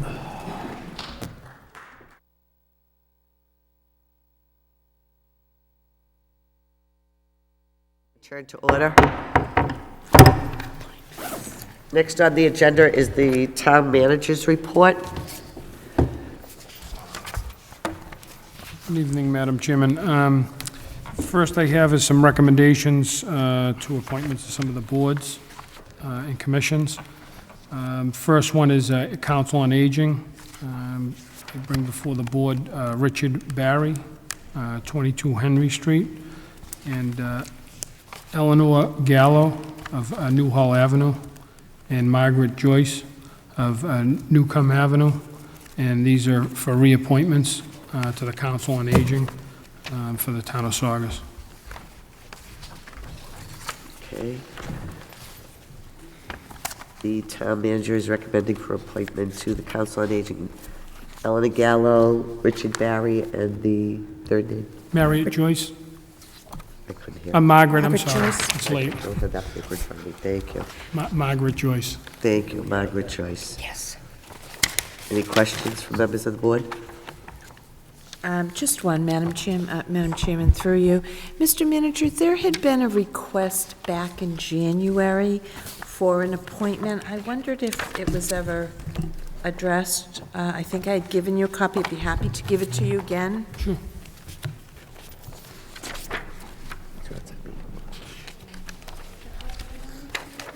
I didn't hear what you said. Give me your papers for that. Papers for that. Maybe you could look at that. Okay.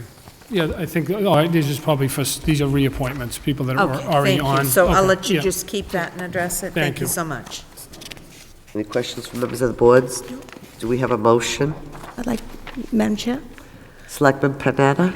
I would like to make a motion to bring for Richard Barry of 22 Henry Street, and Eleanor Gallo, 21 Newhall Ave, and Margaret Joyce of 12 Newcomb Avenue to be reappointed to the Council of Aging for the town of Saugus, for their appointments to take effect immediately and expire on December 31st, 2016. Thank you, seconded by the chair. Any questions or discussion? Seeing none, Wendy, will you call the roll? Mr. Allen? Yes. Mr. Castanetti? Yes. Deborah? Yes. Panetta? Yes. Aiello? Yes. The next appointment is for a reappointment of Frank McKinnon to the Conservation Commission. Madam Chairman? Selectman Dever? I'd like to make a motion to confirm the reappointment of Frank McKinnon of 137 Central Street to the Conservation Commission for the town of Saugus. This appointment will take effect immediately and expire June 30th of 2016. Seconded by the chair. Further discussion? Seeing none, will you call the roll? Mr. Allen? Yes. Mr. Castanetti? Yes. Deborah? Yes. Panetta? Yes. Aiello? Yes. Next appointment is Marion Dewicki, and it's a reappointment to the Commission of Disabilities, and to take effect immediately, expiring on December 31st, 2016. Madam Chairman, I'll make the motion to confirm Marion DeWicki, 19 Stone Street, reappointment to the Commission on Disabilities. Appointment will take effect immediately and expire on December 31st, 2016. Seconded by the chair. Further discussion? Wendy, will you call the roll? Mr. Allen? Yes. Mr. Castanetti? Yes. Deborah? Yes. Panetta? Yes. Aiello? Yes. Next appointment is a reappointment for Fred Veroni for the reappointment of the fence viewer for the town of Saugus. And that appointment would take effect immediately to expire on June 30th, 2015. I have a question on that one. Are you absolutely sure that that appointment is through your office and not this board? Because my understanding is the fence viewer is supposed to be through the Board of Selectmen. I'm Has not his sure. appointment expired yet? Yes. When did it expire? I have the list here. I'm not sure. I don't have that information. Want to hold off on that till the 22nd just to double check that? I think on the chart that you had given me, it said that the manager makes a recommendation and the board approves it. Not on the fence viewer, this is the general law. This is the one that Mrs. Rainey. It appears, I just went on that sheet. Okay. it appears, Madam Chairman, that we would make the recommendation. It's a one-year appointment each year. Term is for 1 year. It's usually done in June, it says. Am I reading that correctly? Okay. So why don't we just keep that till the 22nd, if that's okay? Keep it aside, all right, Mr. Manager? The next appointments are for the Historic Commission, for Stephen Rich, Melita Davis to be reappointed to the Historic Commission effective immediately, expiring on August 31st, 2016.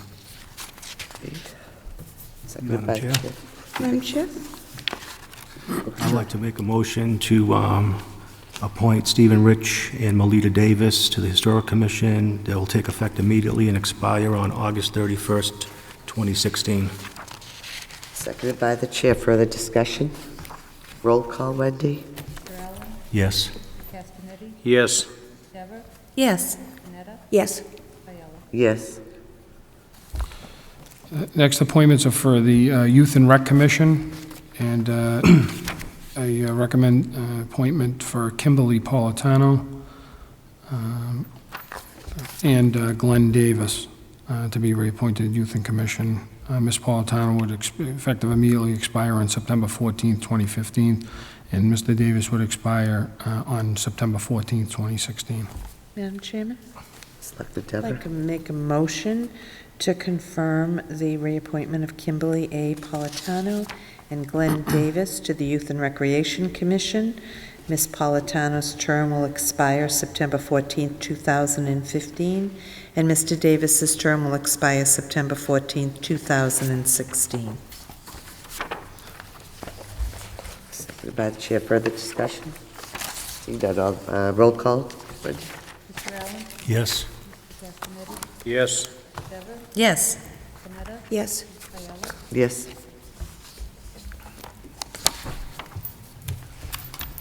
And just the articles that have been submitted to the board for insertion into the annual town meeting warrant. I don't know if you want to go through them or you want me to. I have You it tell here. me the regular procedure on this part. Do we just accept the articles as presented Yeah, and you vote to insert them into the, to insert them into the annual town meeting warrant? What were you going to say, Wendy?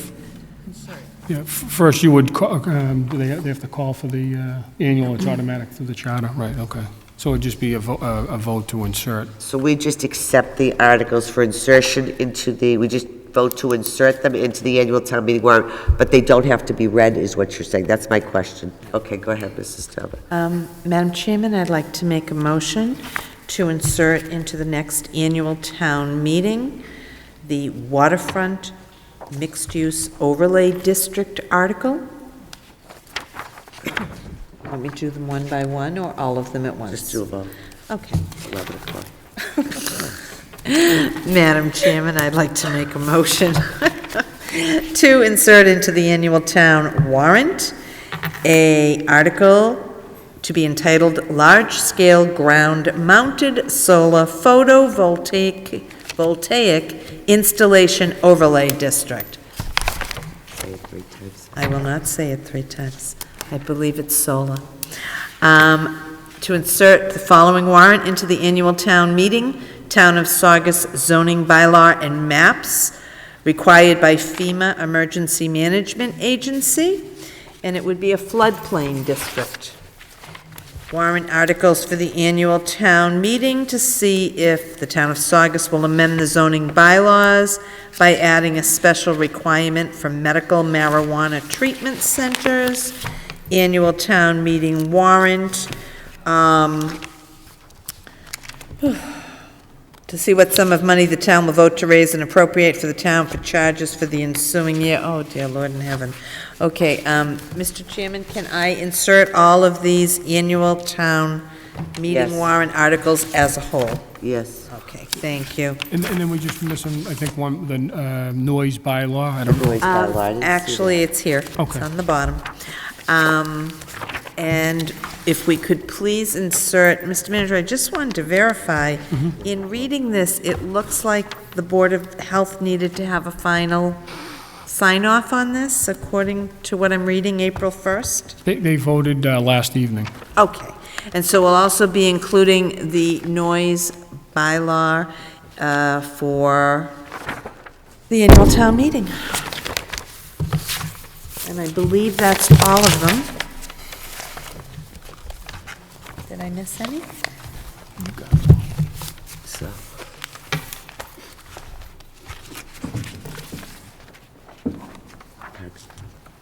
Second one. Seconded. All those in favor of Ms. Deva's motion say aye. Aye. Aye. Opposed, motion passes. Okay, next on the agenda is the... Close the warrant. We don't need to, she has this at the end. You want to... Okay. We can do that now if you want. You can either close the warrant. Do you feel you're going to... At the end of the meeting is when we should close it, at the very end of the meeting? Please, anyone. And say, Oh, citizens okay. forum, yes. We'll go on to the approval of the minutes of the meeting. The first one is March 11th. Madam Chair, Board of Selectmen, yes. I'll make a motion to accept the minutes dated March 11th, 2014, barring any changes or updates. Okay. Selectman Panetta moves to accept the minutes of March 11th, 2014, barring any changes or updates. I do have two, Wendy, just brief ones. Page 5, under the town manager's report. It's the fourth line from the bottom. It says the mayor said timelines and deadlines will, it should say motivate, not motive. Negotiations.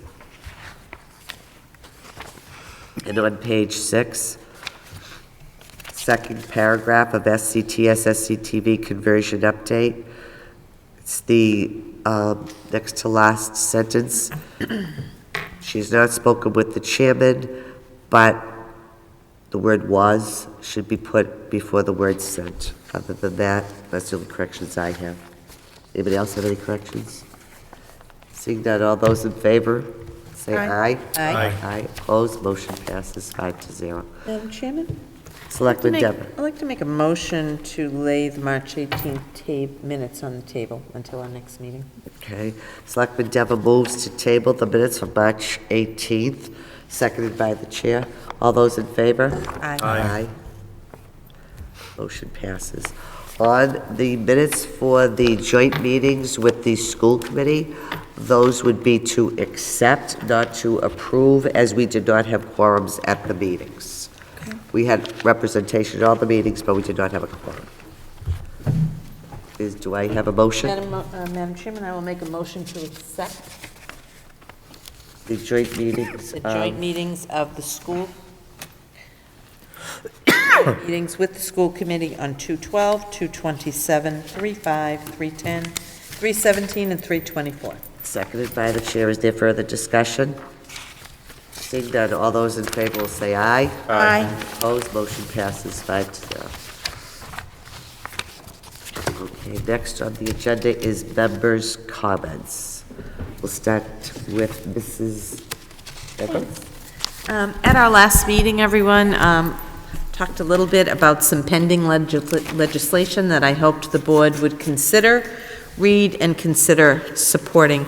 A number of us had the honor to attend the legislative breakfast at the regional YMCA as well as the middle school library, and there were a number of pending pieces of legislation that they asked us to please consider supporting. I've given you all copies, and I would rather not read them. They're kind of lengthy, but I will give a synopsis. The YMCA is asking us to go on record supporting Senate 47, House 113, which was an act creating a task force to protect Massachusetts children against sexual abuse. Also, that we would consider supporting Senate 68, House 3091, which is an act relative to active streets and healthy communities. We were also asked to consider supporting Senate 246 and H478, the Healthy Kids Act, which was sponsored by Senator McGee. Also, we were asked to support by the YMCA the line item 4590 through 1507, which is youth at risk funding, along with line items 1599-0042, which is early in school age education, line item 3000 to 350, which is a rate reserve to increase reimbursement for the administrative of supportive childcare contracts, income eligible education and care, which is line item 300 through 460. Transportation rate reserve, which is line item 3,000. We were also asked by the middle school public library at their legislative breakfast to go on record as supporting Bill S. 1906, which would establish a commission to evaluate the status of school library programs in each school district in the Commonwealth in terms of staffing, materials, and programs. So I'm hoping that the board would consider going on record supporting those pieces of legislation. There are a few more. Again, from the YMCA, would we support Senate 47, House 113, enact creating a task force to protect Massachusetts children against child sexual abuse? Senate 68, H 3091, enact relative to, again, to the active streets and healthy communities. We did all those. Okay. That's it, my friends. Late. So I'm hoping that you would consider doing that on behalf of the community, the YMCA, and our local libraries. Put that in form of a motion that we go on I record. shall. Selectman Dever moves that we go on record to support the bills that she has read off, seconded by the chair. Any questions, concerns, comments? Seeing none, all those in favor say aye. Aye. Aye, opposed, motion passes 5-0. Thank you. Thank I know you. it is late, but Mr. Manager, I have a request. Contacted by a number of citizens, and Chairman Fiala and I went down and had an opportunity to spend some time at Vitale Park this weekend. I know they have a very limited budget and have since 2011, but I think the concerns that were expressed are valid, and I think that some of the things that are being requested would not cost a lot. So when we took our tour, what we were able to see was there was no American flag on the flagpole. Something simple, but a great deal of pride to the community. There's no handicap parking down there, and we are told that there are a number of wheelchair-bound individuals who really enjoy coming down to Vitale Park. So if we could arrange that, if it involves a hearing, that would certainly be something we'd like to see. The fence screening. There is a fence, and then there is a slope down to the water. If we could possibly get some screening there, because all of the trash is blowing and holding against the fence. There are 2 light fixtures that are in danger of falling. They are extremely loose. Those were just fixed this week. Actually, work order went in on Monday, I believe, so Oh, thank okay, you. yeah, they fixed those, and they're planning on doing some painting down there, I think. There's is a what the- number of lights that are not working. That hopefully is simply light bulbs. The people who utilize the park are asking if we could please get barrels that had a cover on them to prevent the seagulls from taking the trash out and disposing of it, which seemed pretty reasonable. The cameras that are down there, are they working, Mr. Manager? I believe they are working cameras, but there was some sort of an incident that I think that somebody, one of the law enforcement agencies, I'll have to get more details, but I believe Okay. took the hard drive or something to review, and we haven't got, last time I checked, I don't think we've gotten that back yet. And when Mrs. Fiala and I were down there, obviously there's been work done down there, but it's now falling by the wayside. The sign that says "No Dogs" needs to be replaced. It's been defaced, and there's dog feces all over. And as recently as today, we have people going down there with their dogs. It's a beautiful park. A lot of hard work's gone into it. We could have that sign replaced, and if we could have that bylaw enforced, there is a bylaw about dogs in our public parks and playgrounds. As far as getting some information, it appears a lot of people have keys to that bathroom, but they're under the mistaken impression, or at least I want to verify, Mr. Manager, the maintenance of the bathrooms is taken care of by whom? The manager. It's By not the maintenance person, for the janitor from the schools? No. At one time before, we had a manager appointed. Okay. Our custodians here were taking care of it, but that's part of the Vitale manager's duties. Is there a job description? I think there's a bulleted list of things that the responsibility of the manager. The responsibility of the lighting, would be? That would be building maintenance. Okay, because it is a very, very limited budget, very, very limited Yeah, budget. that would be under building maintenance. So how quickly do you think, Mr. Manager, a handicapped sign, a flag, and a new sign asking people not to deface the park with their dogs could happen? Yep, I'll look into it next week and Thank see you. what, they have them evaluate. I know that they have a list of punch list stuff that they do now that as anything, we're getting calls too, everything is melted, so you're sort of getting a lot of calls about cleanup in different areas, and that's part of the whole spring and be the part of the cemetery cleanup and all that. I mean, but- it's a beautiful park, but when people take their animals down there and, you want to be able to enjoy it, not step in feces.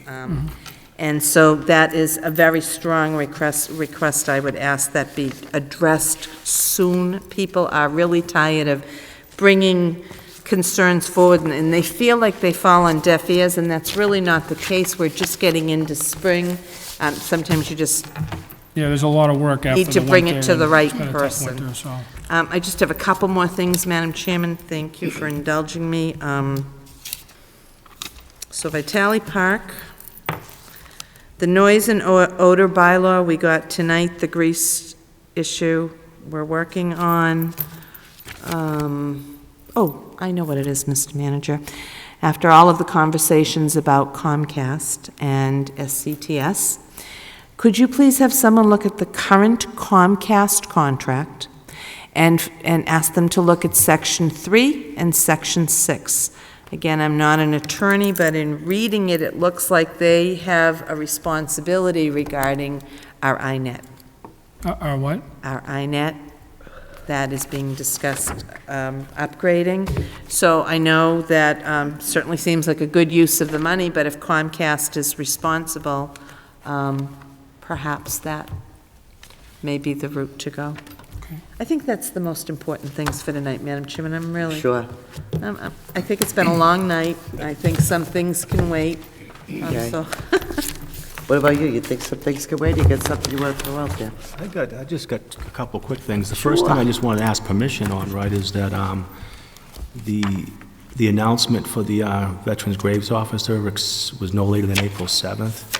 Are we allowed to make that appointment tonight, or do we have to wait till a further time? So we have to put that on the agenda for next week? Okay. Then the only two quick things is the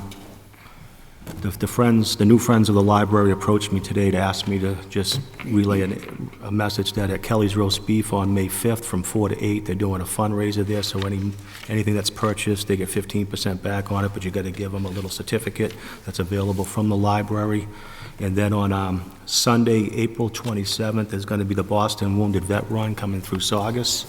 The Boston Wounded Vet Run asked us to just put out word to see if we can get representation on the streets of the route, and the route's going to be coming down Main Street from Wakefield, up through Saugus Center, through Central Street, up Winter Street, to Ballard Street, and then they'll shoot up 107 to Suffolk Downs.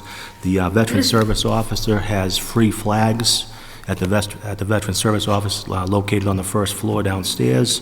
That's free to all Saugus residents, so what we're asking is if Saugus residents in a safe way on the sidewalks would gather the flags, gather their family and friends from different parts of the neighborhood and stand along the route and raise the flag, and preferably on the sidewalk. Paul, what time is that again? Thank you for saying that, Selectman Castanetti. So we're looking at approximate time frame of about 2:15 that they'll be coming through Saugus. We granted the parade permit for that morning. I just want to make sure they We did didn't at 10 coincide. o'clock. All right. Very nice. Anything else, Selectman Allen? That will do it, thank you. Thank you. I just wanted to let everyone know that tomorrow at the Conservation Commission meeting over at the Town Hall Annex at 7 o'clock, they're going to be talking about the I-95 sand removal, and Mary Reimer from Brinkhoff Company will be there to answer questions, so I just wanted to bring that to the board's attention just in case you didn't know. The other thing is Earth Day is coming up. It's on April 26th, and Breakhouse having some festivities, as they usually do, and cleanups. And Jim Tozo from Bite to the Sea asked me if he had to go before the town manager and the selectmen in terms of doing a cleanup on the bike trail. So I wasn't sure, so I said I would bring it up I this don't evening. think so, does he? You can just contact my office. Just contact your office directly? You can coordinate, yeah. Okay. And lastly, Do you know, I'm sorry, do you know when they want to do that? it was either I believe it was the 22nd. Okay. Yeah, They just had some volunteers. I don't think they were planning on doing it on the 26th. And lastly, has anybody from the board or the town manager heard anything more about Brickheart, the poison they were putting out for the dogs? Has anyone got an update? It was on TV last week. I haven't heard an update, so I don't know what's, they posted flyers to Right. let people know, but I haven't heard of any dogs eating any of it, but they've been finding bags with poison in them. Pork chops or awful. something, right? I think that someone said they were putting, they had pork chops and putting disgraceful. poison on them. But at first, they were trying to keep it not public to investigate, but I think now it must be public. I wasn't sure. It was all over. Yeah, it was on the news last week. I just wasn't sure if there was an update or they found out who did it or anything new. I haven't heard anything. Okay, thank you. Thank you, Madam Mr. Cass. Chairman, could I just follow up on Mrs. Panetta's comment about Concom tomorrow night? Sure. As you know, the Finance Committee will be meeting at the exact same time, and the Board of Selectmen budget is on for tomorrow evening before the Finance Committee. But I had an opportunity after our last meeting to go in and take a look at the DCR website regarding the I-95 sand removal and restoration project. And I wanted everyone to know that on the DCR Massachusetts website, there is a 2-week look ahead each week. For instance, what's currently posted now is March 31st through April 11th. It tells you exactly what is happening in Winthrop, at Winthrop Beach, and the Saugus Rumney Marsh. It also tells you how to contact the resident engineer by telephone, by fax, by Twitter. There is also a, on Winthrop Beach, there is a manned Monday through Friday trailer. I am told by the residents down by the sand pile that they have received letters as abutters as to meetings that have been held. There have been meetings every 2 weeks. Also, the care and control agreement has been reviewed. And again, this weekend, Mrs. Fiala and I had an opportunity to walk the I-95 sand pile. And I can certainly tell those who are out there, there is a berm in place that is continuous. The property is absolutely as clean as I have ever seen. There is no trash. There is no illegal dumping. Even the replacement stakes to hold the berm in place are covered with a tarp. I am so impressed with the work that they have done so far. In talking with the neighbors, they have been kept abreast every step of the way. So for any of you that have questions or concerns, or you possibly are getting misinformation, please take a look at the DCR website. The numbers are available, and you can contact these people who are not just someone taking a call, but are resident engineers. So unfortunately, the Board of Selectmen needs to be at FinCom tomorrow night, but anyone who's looking for information or updates, they're posted and they're there, as well as the care and control agreement. Thank you. Thank you. Two things, Madam Chairman. Saturday night, March 29th, I want to give a lot of credit to Saugus military families for sponsoring a Vietnam veterans welcome home at the Saugus VFW. It's been 40 years since the end of Vietnam, and Vietnam veterans, for those of you that are old enough to remember, never got the welcome home that our veterans are getting today. And they did a tremendous, tremendous job of putting on a welcome home that was emotional. It was so well received by Vietnam veterans who typically stay in the shadows. We had a huge crowd, and I think it's probably one of the best veterans events we've had in Saugus in a long, long time.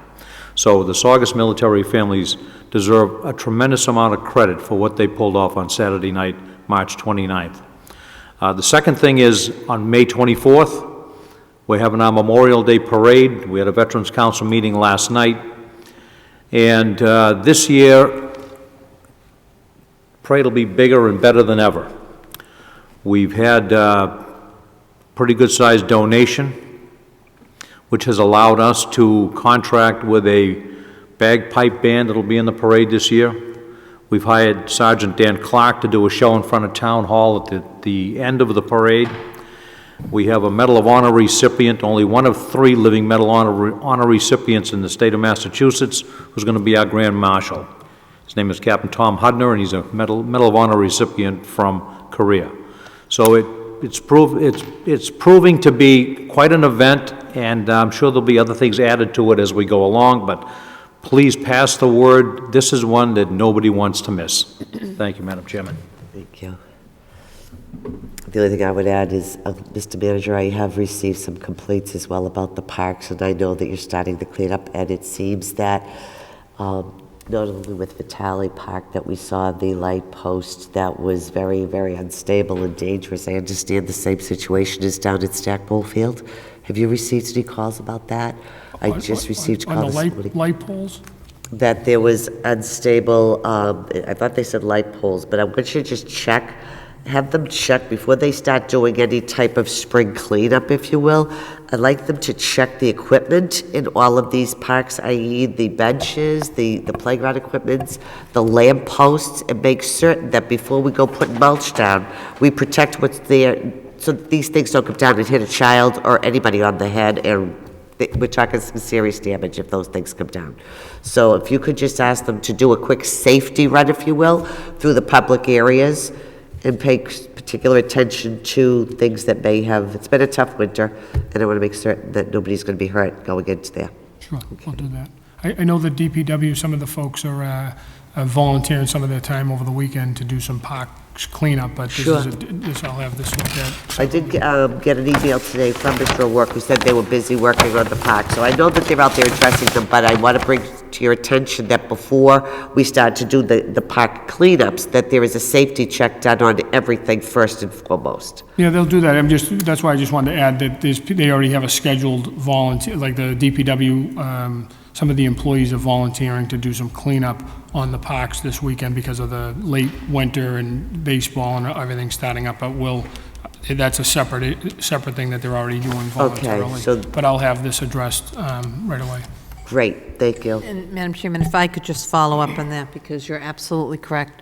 They're working very hard to get the parks into a place where they need to be for the kids. Would you make sure every park has a sign, no dogs allowed? Because all that work and all that time and all that effort, and like I say, there is a bylaw, and these parks, need all the help they can get, so we don't need that to be a secondary issue. So thank you, Mr. Manager. Sure.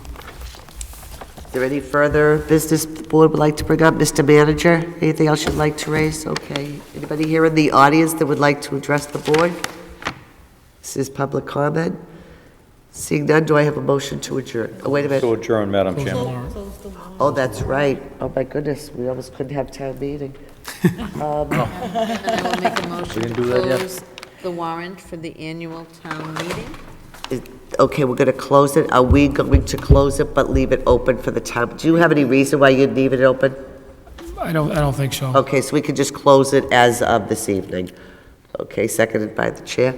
All those in favor? Aye. Aye, opposed, motion passes. Motion to adjourn, Madam Chairman. Pardon me? Motion to adjourn. Motion to adjourn, seconded by the chair. All those in favor? Aye. Aye, opposed, motion passes. It's always one of those things.